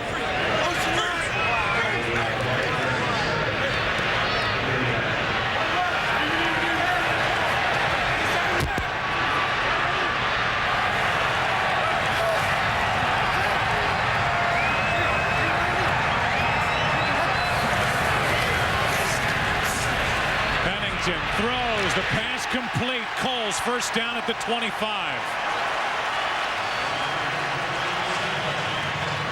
Tell you, this offensive line really does a great job on this play, as they have throughout the day, picking up the twist, giving Chad Pennington a clean pocket to step up and make the throw. Lavernius Coles finds the hole in the zone.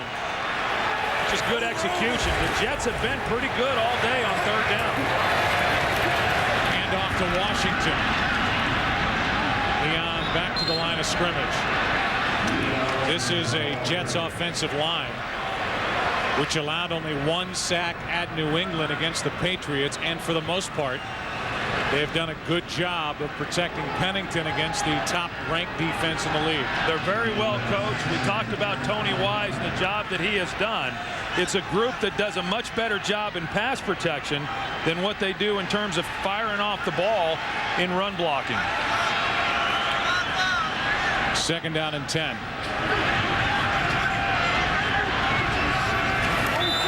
that'll cost the Jets 5. That was Baker. False start. Number 86 offense. 5-yard penalty. Still 2nd down. Well, you just see too many of those. We saw DeBrickashaw Ferguson in the first half, Lavernius Coles. Now it's Chris Baker. And 5 yards may not seem much to most of those people sitting at home watching this ball game, but I can tell you, trying to convert a 1st down when you're 2nd and 15 is extremely difficult.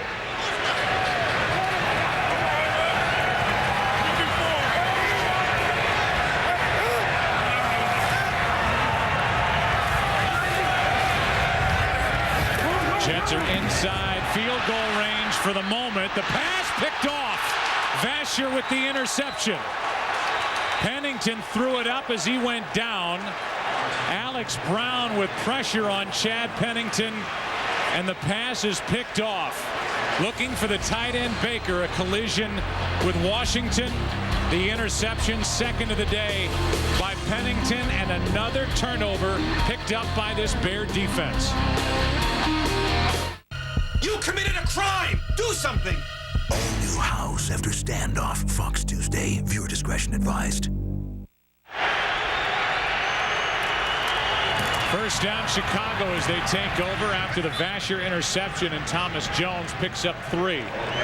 We'll go back and take a look. DeBrickashaw Ferguson is going to act like the ball's being run here and then come back and peel on it and block Alex Brown. The problem is that by the time he turns, Alex Brown already has the corner. Chad Pennington doesn't have time to see where it was he was trying to throw the ball, throws it up to avoid the sack, but instead got the interception. Speed on defense. Speed with Alex Brown, and that's a false start against the Bears, who have done almost zero offensively. False start. Offense, number 80. 5-yard penalty. Still second down. They get Bernard Berrien. Tomorrow night on Fox at 8 Eastern, 7 Central, there's only 2 episodes left until the explosive fall finale of Prison Break. It's all new tomorrow night, 8 Eastern, 7 Central, right here on Fox. Viewer discretion is advised. The only bright spot for the Bears on offense is that Thomas Jones has his second straight 100-yard day. But they have not been able to throw the ball at all. Second and 12. The pass is incomplete. Throw too low for Bradley.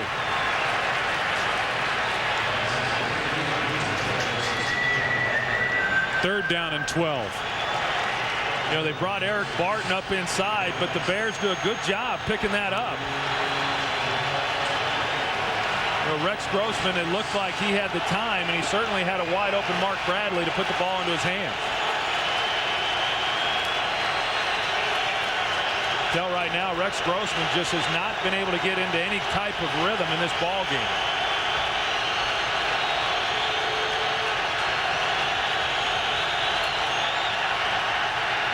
Pass for Muhammad is perfect, and Muhsin Muhammad has a first down inside Jet territory.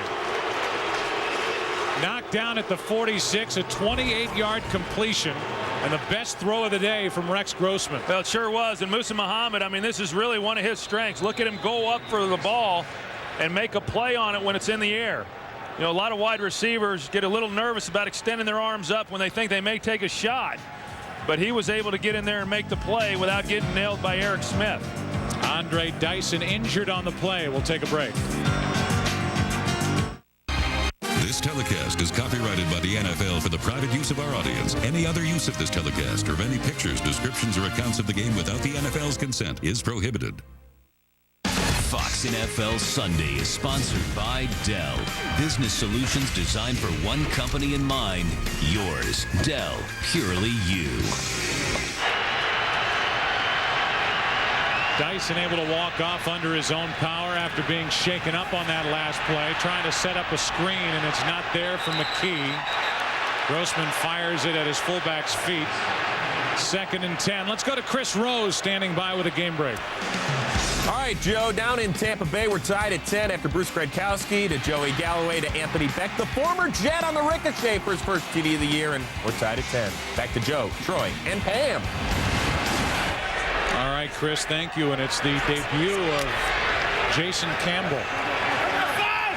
Oh, Chris Rose does a good job on that, doesn't he? Very good job.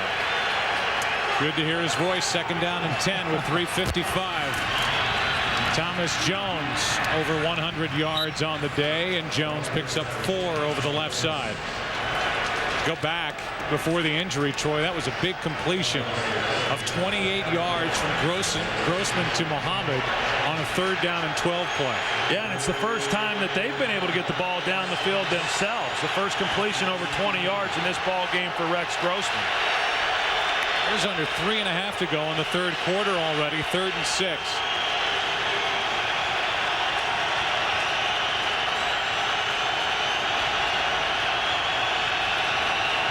Quick throw, pass is complete. Bradley a yard shy of a first down.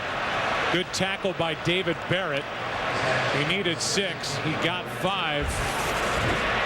And it's 4th down. You know, you see back here, no safety in the middle of the field. The Jets are just selling out. They're going to bring everybody match up on the outside.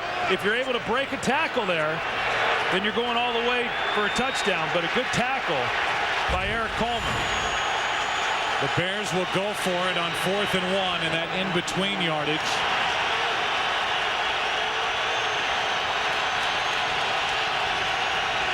Have to get it to the 36.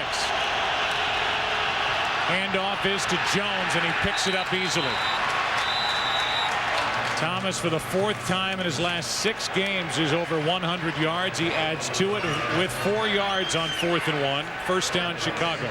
You know, Thomas Jones, he missed most of the offseason work. He was in a contract holdout. And then when he got to training camp, he tweaked his hamstring. And it's just now starting to really feel a lot better. He started off very slow this season, has run the ball more effectively the last couple of games. But this today is the best he has run the ball all year. Penalty flag at the snap, and the pass underneath for Jones. Incomplete.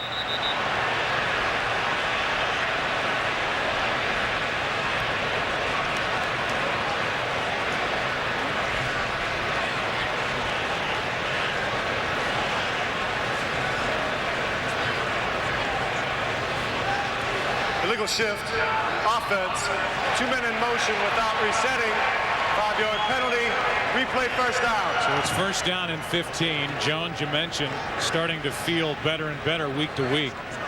At 113 yards here on this field against the Giants on Sunday night, plus a touchdown. He called that night his most proud as a Chicago Bear. Yeah, and you say better and better each game this season. He's gotten better and better each year that he's been in the National Football League. His numbers continue to get better. Last year rushing for 1,300 yards. Grossman ran over to the sideline to get that play.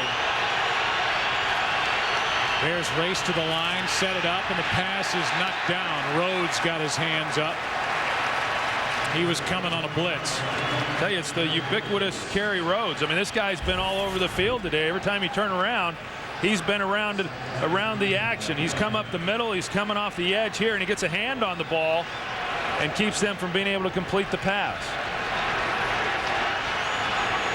Now it's second down and 15. You know, so much of what the Jets do with their secondary players, whether it's Kerry Rhodes or Eric Coleman, they're interchangeable in what they can do. And that's the type of defense that Eric Mangini wants. Grossman 1 for 7 against the blitz, and this one is too high for Rasheed Davis. Third down and 15. Hank Poteet, an extra defensive back, was there for the Jets. We've seen so much blitzing, not only last week, but then here again today by the New York Jets. And Eric Mangini likes to say that on each time you bring a blitz, someone's band is going to be playing. And he said early in the season when we'd bring the blitz, the other team's band was playing. And just recently, they've started to make it work for them. On 3rd and 15, the pass behind Muhammad.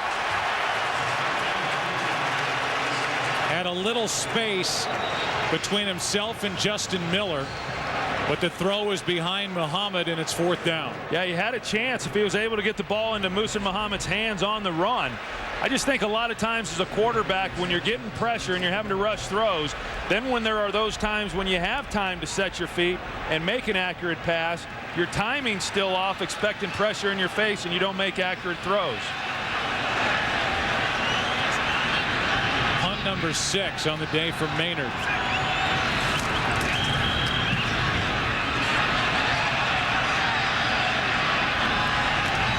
The fair catch hauled in by Dwight at the 10. The defensive battle continues here at Giants Stadium. 3-0 Bears. Jets with a football. Do not forget to vote for whether or not the one and only Galloping Gobbler Award should again be handed out on Thanksgiving on Fox. Log on today And throughout the week, head to foxsports.com on MSN, keyword Gobbler. The fate of the Galloping Gobbler rests in your fingertips. Well, not necessarily. I mean, even if they vote for us not to give it out, doesn't mean we got to listen to them. That's true. Spent a lot on the construction of that trophy. I mean, it'd be a shame to get rid of it. Pennington sets up and throws high for Lavernius Coles as the Jets have their worst starting field position of the day, backed up at their own 11. And here it is in all its glory, all polished up with the lights glistening off the helmet of the Galloping Gobbler. And on Thanksgiving Day, when we hit the air at 3:30 Eastern, 12:30 Pacific, someone at the end of that game, if voting continues the way it's gone, will get that award. Hand off underneath to Cedric Houston. It'll be 3rd down and long. By the way, Tommy Harris has been in the locker room receiving IV fluids as the Jets have had this up-tempo offense, and so far for Pennington, 11 of 17 with 2 interceptions. 1 to Urlacher and 1 to Vasher. 3rd and 9.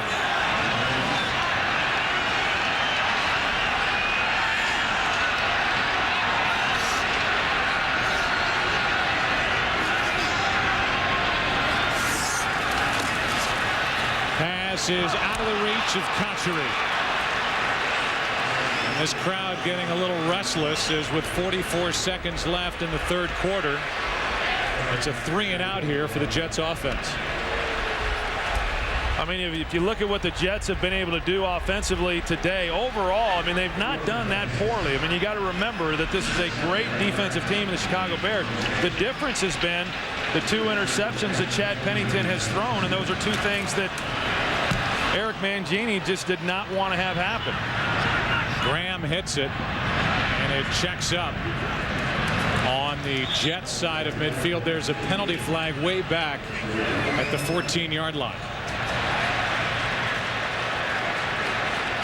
As of right now, they're going to mark the ball at midfield. Holding number 58 of the receiving team. The penalty is 10 yards from the end of the kick. 1st down, Chicago. That's McClover, a former Jet. It has been a wild ride for Eric Mangini. It's a great story. In 92 and 93, the Q Colts in Australia.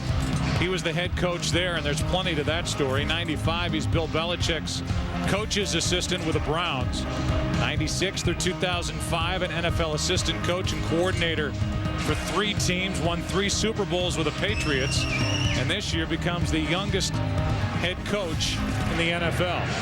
It's amazing how fast it's happened for him. In fact, with each one of those stops, he always thought that was going to be it for him, and then he'd ultimately get out of the coaching profession, and here he is at 35, head coach of the Jets. Done a great job in his first year here with New York. Benson carries it, picks up 4, and it's really, Troy, a story of a guy who just kept saying yes to a lot of opportunities that came his way. Is smart, obviously, learned, and here he is at 35 running the Jets. And I think he's going to be a great head coach for this team.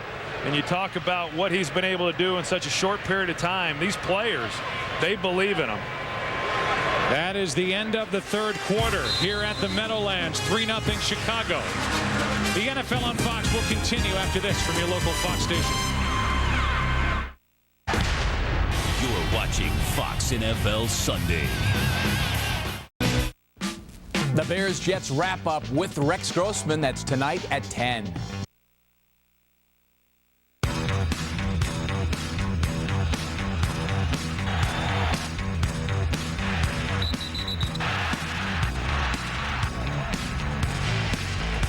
Little Kasabian for you here as we start the 4th quarter. 2nd down for the Bears.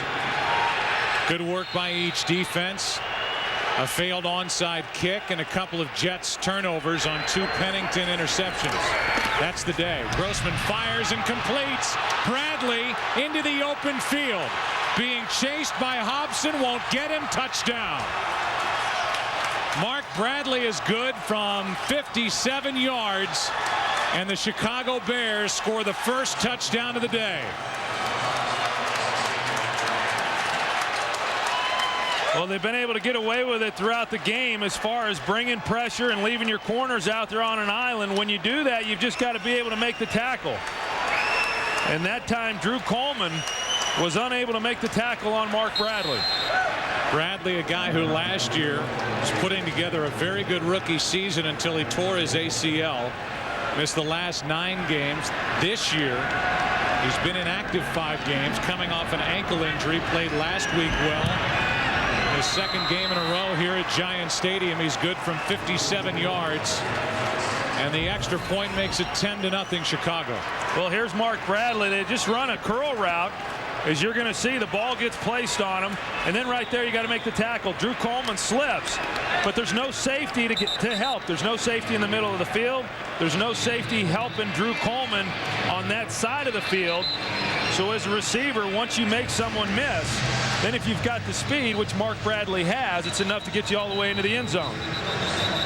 You don't, as a quarterback, drop back and throw 8-yard routes expecting that they're going to be going for 60-yard touchdowns. Yeah, and so let's say this. Grossman celebrates. That's got to be a relief for Rex Grossman. But prior to that throw, and it's a short throw, he was putting together really a game where he has struggled. His passer rating under 50 before that touchdown throw. And he was putting together his 3rd poor game in the last 5.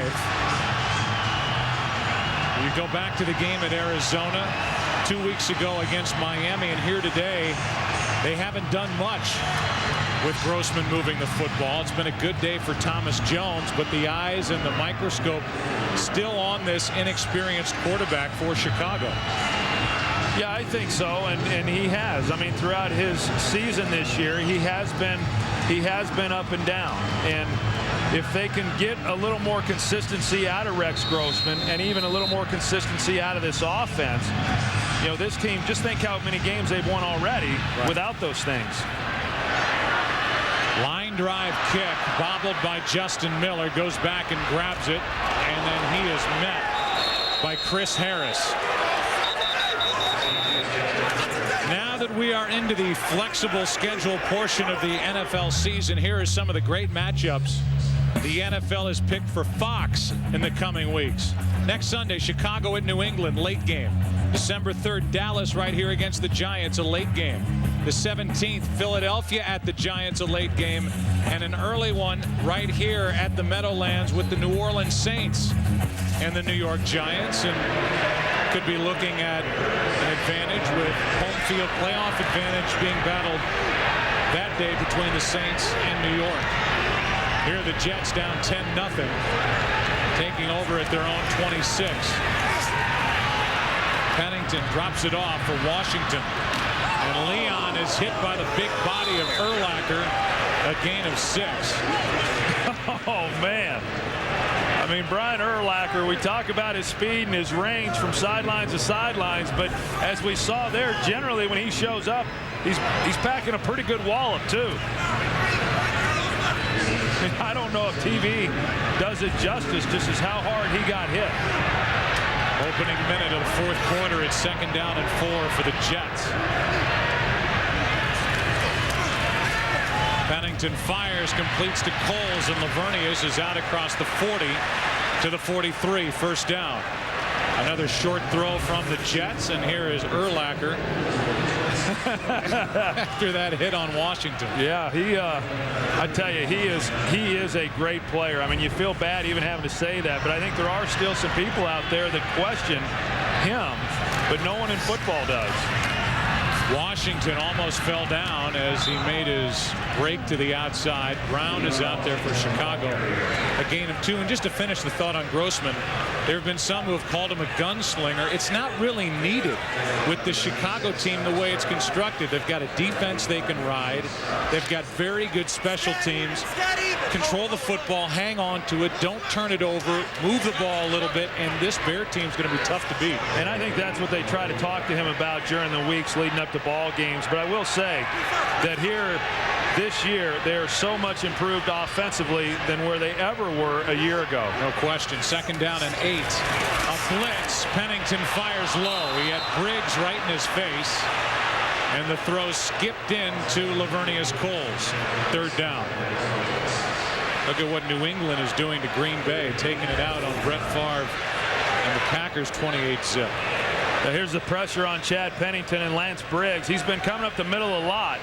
You try to go low and block on him. Leon Washington does, and it's enough to, I don't know if he got a hand on the ball or not, but it was enough there that kept Pennington from being able to get enough on the ball for the completion. It's 3rd and 8.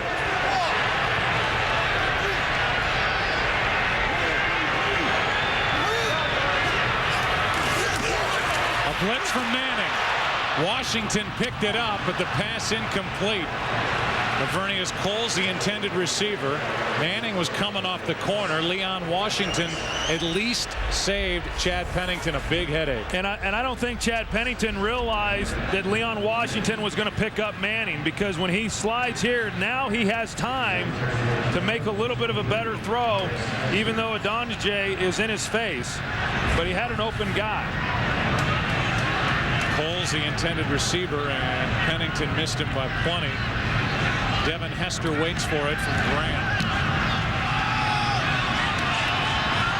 Hester, starting at about the 15, is tripped up by Brad Smith. A 6-yard return by the exciting Devin Hester after a 40-yard punt. Bears have the ball in a 10-point lead. 3. Fox NFL Sunday is sponsored by Hummer, like nothing else. By DirecTV, there's good TV, there's better TV, and then there's DirecTV. By Bristol Myers Squibb, together we can prevail. And by Singular, raising the bar. Rex Grossman coming off that 57-yard touchdown throw to Bradley. A 10-point Chicago lead. And a handoff to Cedric Benson. He'll try the right side and pick up 2. Some of the key injuries today. Brett Favre leaving with an arm injury. It obviously remains to be seen if that consecutive game streak will continue next week. Donovan McNabb being carted off with the knee injury, and Marcus Colston, a hot rookie for the Saints, an ankle injury. Well, and obviously the Eagles are not the same team. They've shown that in previous years when Donovan McNabb has been injured, most recently last year. The thing that they did do this year, however, was they addressed the backup position. Jeff Garcia will now be playing, a guy who's been a Pro Bowl player, has won a lot of games in this league. 2nd down and 8 for Chicago. Benson again. Not much. The Jets want a 3-and-out and get some good field position as the play is blown dead after a 1-yard gain, but a flag came in at the very end of the play. Looks like it's against the Jets. because all the Bears are pointing that way. That's why it looks like. To the face. Number 77 defense. 10-yard penalty. First down. Rashad Moore. Let's say this, though. We've talked a lot about Grossman. He has not turned the ball over. And that's point 1 for Grossman. And point 2, he has 18 touchdown passes, which is the most by a Bear quarterback in a season since Eric Kramer had 29 in 1995. So there have been the hiccups with the big turnover games, but he has not done that today. 11.5 to go in this game. And the handoff is to McKee, the fullback. Picks up 2. Let's go to Chris Rose, who is standing by with a game break. Chris. All right, Joe, Brian Billick, 3-0 since he took over the offensive coordinator duties. That guy should get a raise. Jamal Lewis with 2 touchdowns today. First time in the last 35 games he's scored more than 1, and the Ravens up 7 on the Falcons. Back to Joe, Troy, and Pam. If he gets something better than a raise, he gets to keep his job. Start there. Then ask for more money. 2nd and 8. A blitz from the Jets. Bears pick it up. Grossman fires for Berrien, caught, and a penalty flag has been thrown on the play. It's a hold against Chicago. Looks like the ribs for Berrien held up, but this play's coming back. Holding offense. Number 57. 10-yard penalty. Replay 2nd down. Yeah, and that's Olin Kreutz, their all-pro center. That was called on the play. He's going to be right here in the middle. He's working against Dwayne Robertson. Well, I don't know. I tell you what, if they make that call, they can make that call pretty much on every play. I'll tell you, I'll go back to the penalty on Rashad Moore. The Bears were getting ready to face 3rd and long, and if they don't convert, which they've not been very good on 3rd downs today, they give the ball back to the Jets with good field position and a lot of time on the clock. That was a big penalty here in this 4th quarter. So was the last one on Curt. It negates a 21-yard completion to Berrien as Cedric Benson makes it to the 30, and that's it. 3rd and long coming up, a gain of 4. Tuesday at 9 Eastern, 8 Central, watch the Emmy Award-winning smash hit House. All new at its new time. At time Tuesday, 9 Eastern, 8 Central, right here on Fox. Viewer discretion is advised. Benson comes off. Adrian Peterson comes on, and it's 3rd and 14. Jets need a stop.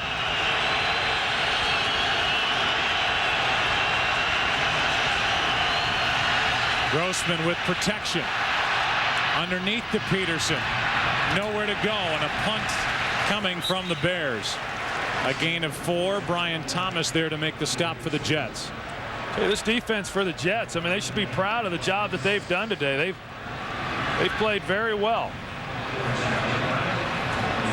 I think overall the Jets would have to feel good about it, but they played them so well there in the first half. Of course, it's still just a 10-point game. You come in against this team and they have played well, but I think there's going to be a lot of disappointment if they're not able to pull this one out. Brad Maynard has been busy punting the ball today. Eric Smith got through and tried to block it. This is a short punt by Maynard. Good field position at their own 40 for the Jets after a 26-yard punt by Brad Maynard. 10-0 Chicago. Pro Bowler Tommy Harris, who has been frustrated. He's gone 5 games without a sack. At 5 in his first 4, has been bothered by cramps in this game, been getting intravenous fluids. Jets have had a good pace to their offense, but have not picked up any points. Coming off a 3 and out, they set up, and Pennington underneath completes it. Briggs on the stop, and a gain on the play of 4. Conchery on the catch for New York. You know, I think you said it well, Joe. The pace has been good for the Jets because of this no-huddle offense that they've been running throughout the day. They're going to have to pick up the pace, and they're going to have to start getting some bigger chunks in their passing game. Handoff is to Houston, and he breaks through for a first down, a gain of 8. I think right now, with just under 8.5 minutes to play, I mean, they have to come away with some points on this possession, whether that's a touchdown or a field goal, that if they're unable to do that, I don't think they're going to have a chance to win this ball game. They have a first down at the Chicago 47.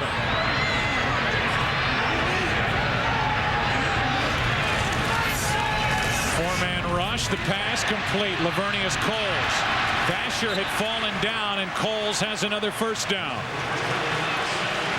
You know, and the difference really, I mean, between the touchdown that Bradley was able to score, when you see Brian Urlacher, he makes Vasher miss, but when he makes him miss, you got Brian Urlacher running over there to the sidelines to make the play. I mean, this guy goes full speed sideline to sideline on every snap. 7.5 to play. It's Houston to the 30. You know what we can't lose sight of, Troy, and I know the Jets are hurrying it up. The reversal on that call on this end of the field, which may have taken points off the board eventually for the Jets. And then obviously the 2 turnovers. That's right. As Pennington has thrown 2 interceptions, one in the red zone in the Chicago end zone into the arms of Urlacher. On second down, a quick throw to Conchery, and there is nothing there. Hillenmeyer and Tillman. A loss of 2. And then Tillman gave the old jump shot. Yeah, the jump shot that's become so popular around the NFL these days. But when you try to get the ball out here to these wide receivers, again, the Bears, and I understand what they're trying to do. They're trying to outflank them as quickly as they can by getting the ball in their hands. But this defense pursues so well. It's just a very hard defense to run to the sidelines against.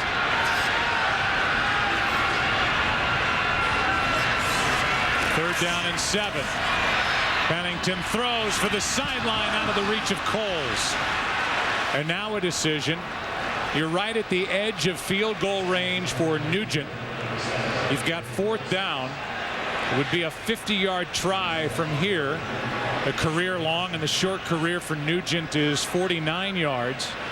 And on 4th and 7, the Jets are going to go for it, down 10-0. Which I think is the right decision, because you would not punt here. You're going to run out of time with it being a 2-possession game. And if you don't think you can at least make the field goal, there really is only this thing to do.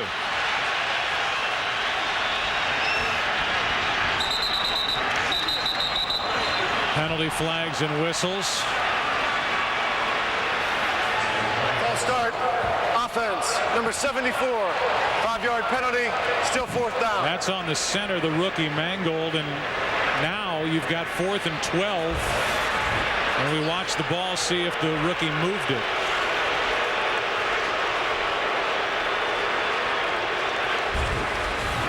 Now with that 5-yard penalty, it brings the punting unit onto the field for the Jets with 6:22 to go. And it changes the decision on the part of Eric Mangini. The end-over-end punt of Graham. And it checks up. It'll be tapped at about the 10. So a false start call against the rookie Mangold, and it's a 10-0 Chicago lead. They have the ball. It will be interesting to see what Ron Turner, the offensive coordinator for the Bears, dials up here. The ball at the Chicago 10, leading by 10. Thomas Jones is forced out of bounds by Victor Hobson. A gain of 4. We look back. Chad Pennington has thrown 2 interceptions. One in the Chicago end zone, the other flipped to Nathan Vasher. And then a 57-yard touchdown catch, more of a catch and run by Mark Bradley. And Urlacher's been doing his thing with his smiles and his hits and his 10 tackles and his 1 interception. You know, he's one of those guys who just loves to play, and his energy is infectious to the rest of his teammates, and he has had a great game today. 2nd down and 7. Jones spins, stays on his feet, and picks up a big Chicago 1st down. Running hard is Thomas Jones. Vilma on the stop, and Ron Turner is keeping the ball on the ground, letting the game clock wind down. Chicago and the Jets each with 3 timeouts remaining. Yeah, of course, Ron Turner, the younger brother of Norv Turner, who was my offensive coordinator there in Dallas, currently the offensive coordinator for the San Francisco 49ers. This is Ron's 2nd season as coordinator for the Chicago Bears. This time around, he had also been the offensive coordinator under Dave Wanstead several years ago, but he's done a great job with his unit. See the Bears milking the play clock, letting as much time wind off the game clock as they can. And Jones for no gain. Let's go to Chris Rose for a game break. Joe, if you didn't start Chad Johnson in your fantasy league the last 2 weeks, you should be dropped from the league. Carson Palmer finds Ocho Cinco. Get this, 15 catches, 398 yards, 4 scores, and 1 pulled hammy in the last 2 weeks. Bengals have a 7-point lead down in the Bayou. Back to Joe, Troy, and Pam.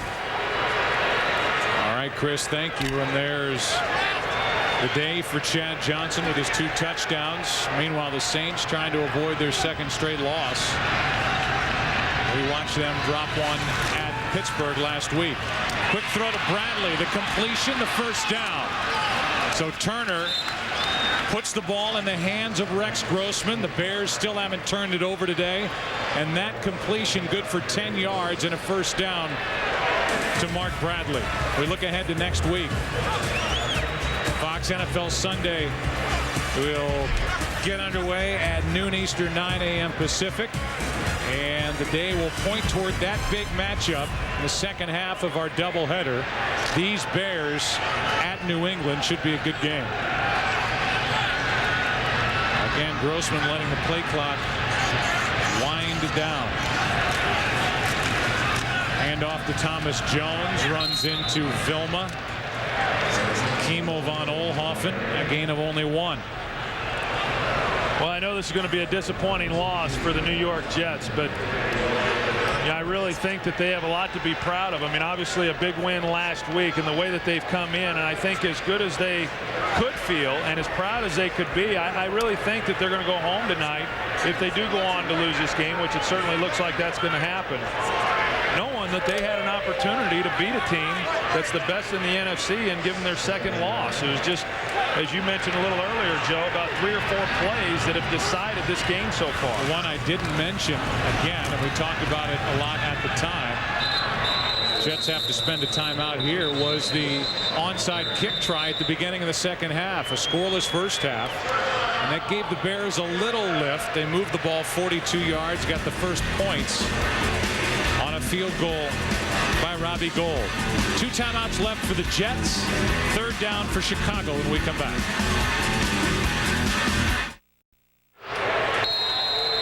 Fox Fantasy update. Tom Brady with a huge day, 4 touchdown throws. Larry Johnson, 155 yards, 2 touchdowns, and Lee Evans, 246 yards. Quick throw, Bradley, and he is wrapped up after picking up a first down, and that could very well ice it for the Chicago Bears, up 2 scores. Jets with only 2 timeouts remaining, and that completion of Mark Bradley gives a fresh set of downs to Chicago. Yeah, and there was contact made on Bradley well short of the first down. If Barrett's able to make the tackle there, but again, Bradley able to make a miss and then pick up the first down. But I think it showed a lot of confidence that Ron Turner has in Rex Grossman, as he should. They're on 3rd down. Rather than run the ball, take time off the clock, force a timeout, punt, they try to pick up the first down and get it. Should take us to the 2-minute warning. Cedric Benson out to the 45-yard line, and there are 2 minutes left in this game here at Giant Stadium, with Chicago in control, up 10-0, trying to move to 9-1. Fox NFL Sunday is sponsored by the new AT&T. Your world delivered.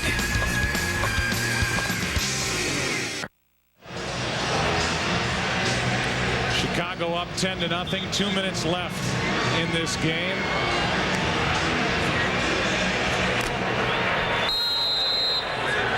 And it's 2nd down for Chicago with the ball at their own 45. 2nd and 7. And the Bears clamping it down, running the ball with Cedric Benson. And now the Jets will use their 2nd timeout. The AT&T post-game show, Curt, Terry, Howie, and Jimmy. Scores and highlights, and then at the bottom, a BCS standing shakeup after yesterday's good one at Ohio State, with the Buckeyes winning that one by 3.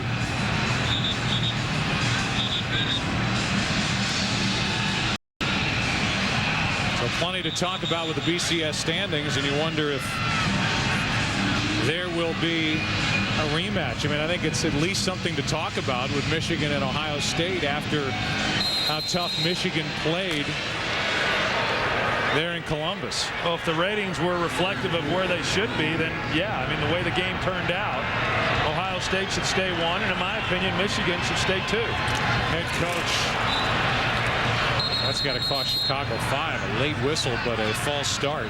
Head coach Jim Tressel of the, there's the flag. Head coach Jim Tressel of the Buckeyes will join Curt, Terry, Howie, and Jimmy on the AT&T postgame show. False start. Offense. Number 74. 5-yard penalty. Still 3rd down. The offensive leaders, and there's the day for Grossman. Big part of it was the 57-yard catch and run for the touchdown by Mark Bradley, but what isn't listed there is what the Bears haven't done all day, and that is turn the ball over. That's right, and that's something that has plagued this team throughout the last 4 or 5 ball games, and especially Rex Grossman in the games that the game they lost against Miami, obviously the turnovers that he had, and then also in the improbable win that they had against Arizona. But I do think that they're going to have to get more out of their passing game than what they got today, certainly, if they're going to go on and beat some of the better teams in this league. On 3rd down and 9, Cedric Benson going to be 1.5 yards shy of a first down, and the Jets will use their final timeout and then figure to get the ball back. So the Jets are looking at a 2-game deficit unless the miraculous happens here against Chicago in the AFC East, with New England doing what they're doing at Green Bay. The Jets and the Patriots split their season series this year. We remind you about Thanksgiving. On the air at 3:30 on Thursday in Dallas, the Tampa Bay Bucks and the Dallas Cowboys, who have a big one, Troy, coming up in just a bit at home against Indianapolis. Well, they sure do, and I think that's going to tell a lot about that Dallas team. I think we already know enough about Indianapolis, but I think this game this afternoon with Dallas is going to show a lot of people, including themselves, as to whether or not they can compete with the big boys and do what they hope that they can do if they get into the playoffs.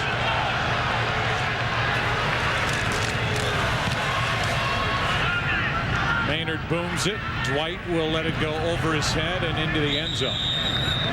So let's say this. I mean, the NFC East is still open. The Giants had that hold at the top of the division, and then now, because of injuries and the way that they played last week here against Chicago, I think you can look at Dallas, you can look at Philadelphia. How bad is Donovan McNabb hurt? Washington seems to be out of it, but any one of those top 3 teams in the NFC East could win the division. Well, I think the Bears are the best team in the NFC. I think everyone agrees with that. But I really believe the second best team comes from that division, whether that's the Giants, Eagles, or Cowboys. With the Eagles and McNabb going down, that may affect their chances. Pennington fires too high for Lavernius Coles. But I do think that the second best team in the NFC is going to come out of that division, and then for the Jets, I mean, your emotions and how you feel about yourself and how you feel about your team really goes week to week. Last week this team felt very good. Even right now at 5-5, this team's not out of it by any means, and they've got a pretty favorable schedule.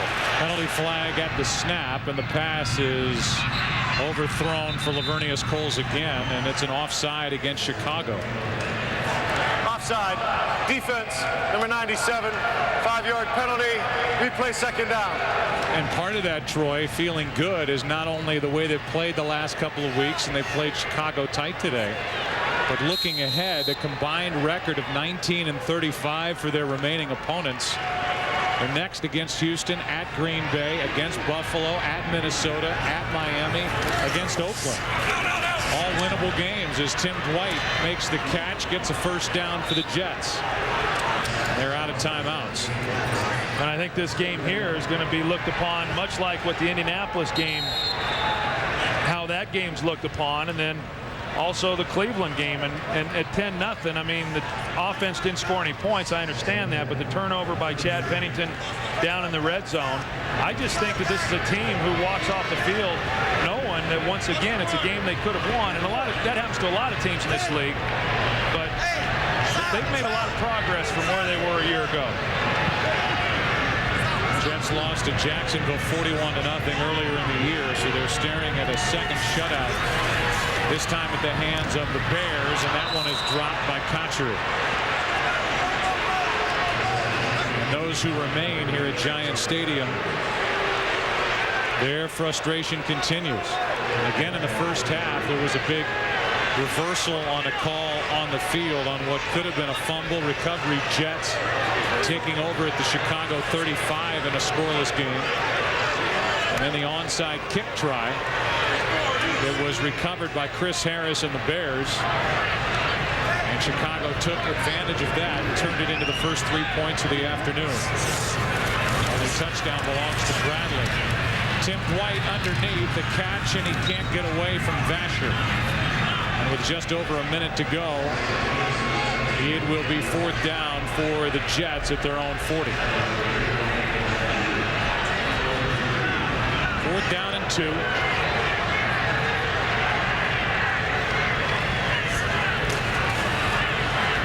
Pass is caught by Dwight for a first down, so at least the offense stays on the field. The ball at the New York 45. Pennington clocks it. Our AT&T postgame show. Plenty of talk about the BCS standings and a shakeup there. A visit with Jim Tressel, head coach of the Ohio State Buckeyes. #1 in the land with what happens after Ohio State.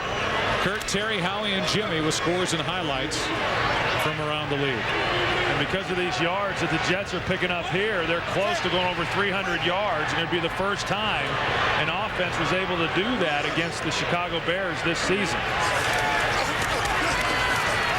And Pennington goes down. The clock will continue to wind. Ogunleye, who grew up in Staten Island, and he is injured. Adewale Ogunleye is down on all fours and hurt something on that sack of Pennington, a loss of 6. So Chicago, because the clock was winding and the injury, they take a timeout. And let's watch the play again by Adewale Ogunleye. Right there. Came in with his head against the hip there, and his neck snapped back. So is it a burner? Is it something with his hand? Is it something with the arm? Who knows? But this is the starting defensive end for the #1 defense in the NFL. Here with the clock winding down, and the last thing Lovie Smith wants is to lose a player as good as Ogunleye here in the closing seconds of this game with the Jets. That's what Troy was talking about. They've not allowed a 300-yard game. The only team in the NFL that can say that, 264 at the moment, and their streak of 2+ takeaways per game has continued with the interceptions by Urlacher and Vasher. We talked a little bit about it earlier in the game, Joe, about how healthy the Chicago Bears team has been able to be. On offense, Bernard Berrien, the wide receiver, missed last week. It's the only game an offensive starter has missed. Defensively, of course, they lost Mike Brown for the season. Ogunleye, it's good to see him going off the field on his own. 22 seconds left. And it's 3rd down for the Jets. Rex Grossman much better a week ago on Sunday night against the injury-riddled Giants.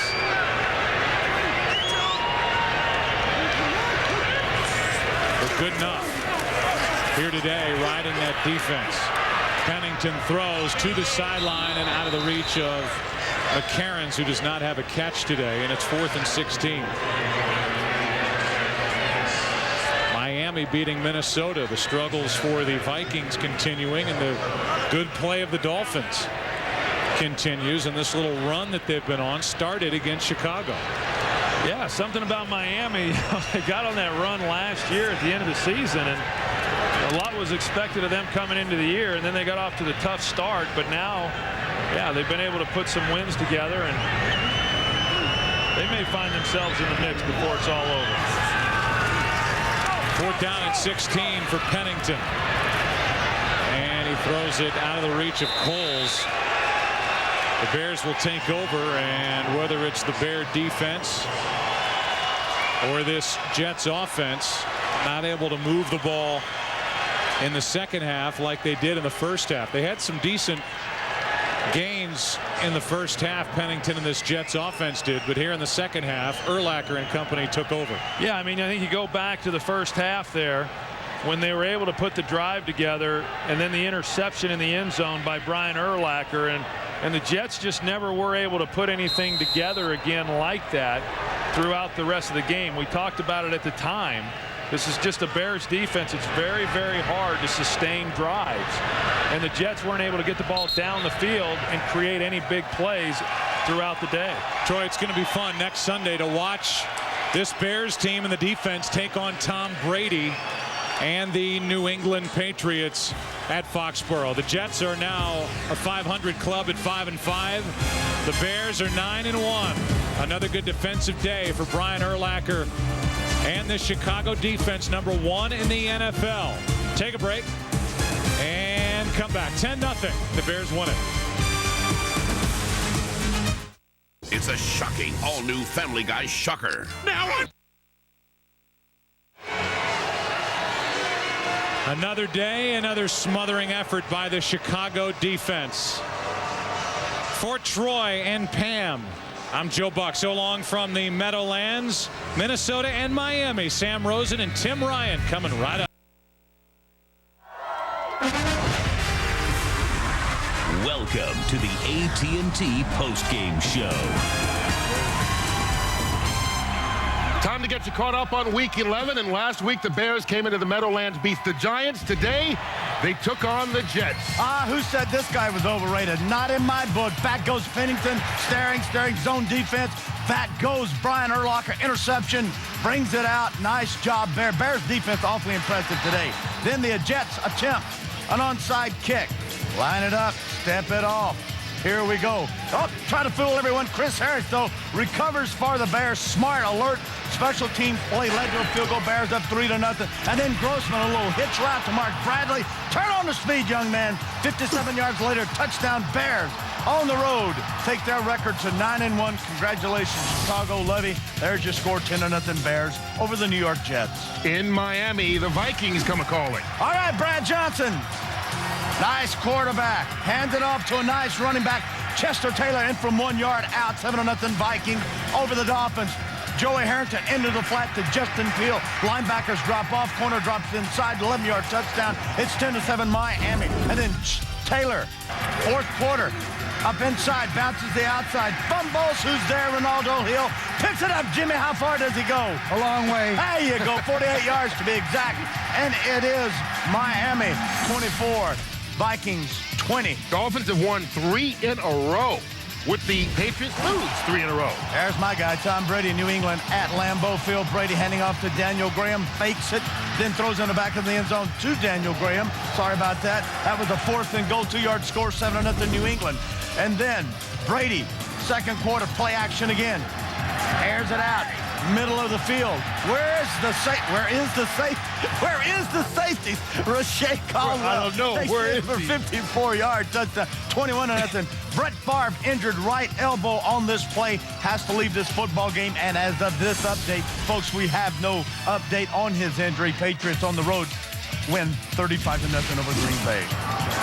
Ray Lewis, pumping him up, not playing. B.J. Sams, oh, he's playing. B.J. going to the left, B.J. going to the right, B.J. going up the middle, B.J. back up the middle again. Here we go, B.J. Turn it on, look around, pick up a block, another block, inside, outside, 59-yard punt return, and that leads to this. Jamal Lewis inside 2-yard run, touchdown, Ravens 10-7 over the Atlanta Falcons. And then out of the eye, bounces to the outside, cutting back to the inside. Jamal Lewis, 16-yard touchdown run, second on the day. And the Ravens take care of the visiting Atlanta Falcons and Michael Vick. Your final there is 24-10. Ravens have won 4 in a row. Falcons have lost 3 straight. This guy's pretty good. Carson Palmer, Cincinnati Bengals down in New Orleans. Palmer back to Chad Johnson. 3 touchdown receptions on the day for Johnson. This one a 41-yarder. Bengals up 7-0 over the Saints. Outstanding rookie Marcus Colston, injured ankle, had to leave this football field. So Drew Brees takes a ladder from Deuce McAllister. It's a gadget play, a flea flicker of some sort. 72 yards later, Joe Horn back. Had an injured hamstring. He's back. Touchdown to 72-yarder, 7 off. Palmer then 60-yard. Good scramble. Great adjustment by Johnson. He saw his quarterback in trouble. Turned it upfield. Gave him the O-arm look. And Cincinnati on the road in New Orleans. They win 31-16. How about in Carolina? How about Steve Smith? Hello, Steve Smith. Smiling Smith. Jake Delhomme back, looking. Smith is covered, is he? Is he covered? Looks like he is. Underthrow the ball, Jake Delhomme, he does. Advantage always to the receiver. 62-yard touchdown pass to Steve Smith. Carolina up 10-0 over the Rams. And then Mark Bulger looking for Kevin Curtis. Intercepted by Christian Morton. Panthers kicked a field goal 13-0. They go on to win it 15-0. Panthers over St. Louis. And the Rams have lost 5 in a row. Hey, look at this. The Buccaneers get off the snide. They win 20-17 over the Redskins. I don't know what a snide is, but I know what Albert Hainsworth is. He's back. That's what he is. Had been on suspension. But it's Donovan McNabb of the Eagles. Outstanding. Great. Quarterback out, injured knee. Report was injured knee. We do not have an update on that at this point. 7-3, it is Tennessee over Philadelphia. Then Travis Henry, 70-yard touchdown run. Tennessee Tennessee now 24-13 with 32 seconds remaining with Tennessee on top. Jeff Fisher about a half minute away from his 100th career victory. Howie's Raiders taking on the Chiefs. Oh, Howie was jumping around. Howie was just going crazy. Watching Aaron Brooks, he's back. Been on the bench, but he's back. 2-yard touchdown pass to Courtney Anderson, 13-7 Raiders. But fourth quarter, Larry Johnson out of the eye, off left tackle, cuts it up inside. His second touchdown of this game, a 1-yarder, 17-13. It is Kansas City. Final minutes, Raiders inside the Chiefs. Chan Brooks intercepted in them by Jared Page. There's your final, 17-13. Chiefs over the Raiders. Buffalo at Houston. J.P. Lossman drops back, looking deep. Lee Evans, 205 yards, receiving just in the first quarter. Takes this one 83 yards, 14-0. Buffalo. Then second half, Lossman back to bat. Picked off by Duncan Robinson. Takes it in. Curt from 9 yards out. That's about your sprint. That's your sprint. It's 21-17 Houston. Time winding down. Lossman then finds Peerless Price. 15-yard strike. Buffalo 24. It is Houston 21. Congratulations, Buffalo Bills. Lee Evans, 246 receiving yards in that game. Ben Roethlisberger had a really tough game. 3 interceptions. This one picked off right here by David Holly. He takes it back right here. 57-yard touchdown. Cleveland up 7-0. Then Joshua Cribbs returns the kickoff after a Steelers score. He returns it how far? 92 yards. There you go. Keep high stepping. Kind of looks like me right there. Look at that. Back in the day? There you go. Hair flowing and all that? 20-10 Cleveland over Pittsburgh. But Ben Roethlisberger, despite the 3 interceptions, throws 2 touchdown passes. Steelers come back. This one, the 4-yarder to Willie Parker. Steelers 24-20. Steelers, my friend, have won 2 in a row. All right, guys. Big picture, your most important thing of the day so far. I think the biggest thing right now is the injuries to some of these key players. Brett Favre, Donovan McNabb, Marcus Colston. And the other thing is, this time of year, you start looking at the schedule. You say, okay, this team should dominate. This team should win. This should be an automatic win. This is going to be a loss. With all these injuries, you never know. The people that really earn their money right now, the trainers and doctors of these teams, trying to get your best players on the field. You look at Philadelphia with Donovan McNabb. That throws the NFC East up for grabs. Dallas is a team that could win that division by attrition. Carolina steps in at 6-4, ties New Orleans. New Orleans 2 straight games of over 500 yards total offense, and struggled in both games at the end. Yeah. Who do we have to put our hat on here?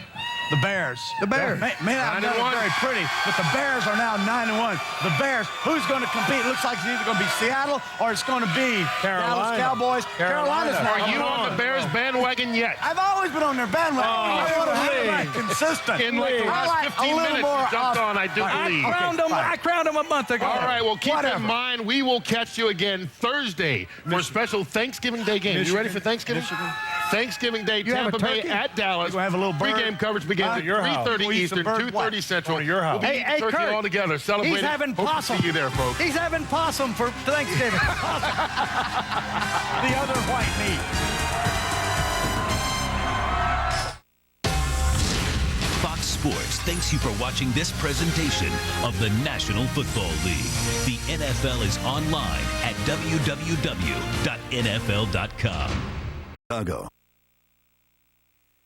Grossman fires and completes. Bradley into the open field. Being chased by Hobson, won't get him. Touchdown.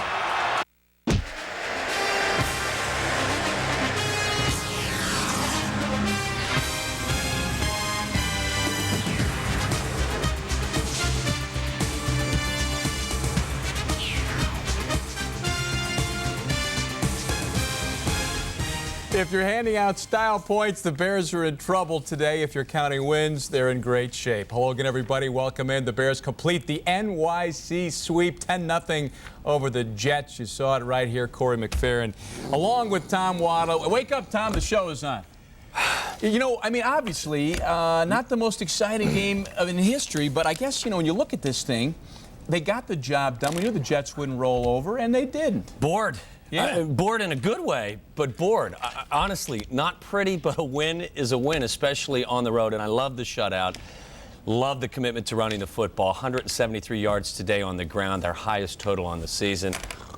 Yeah, I mean, about as conservative a game plan as you can imagine, but it works as the Bears go to 9-1 as they beat the Jets 10-0. Right now, let's head back to the Meadowlands where the Bears win again. Ricky Manning alongside Jill Carlson. Jill, take it away.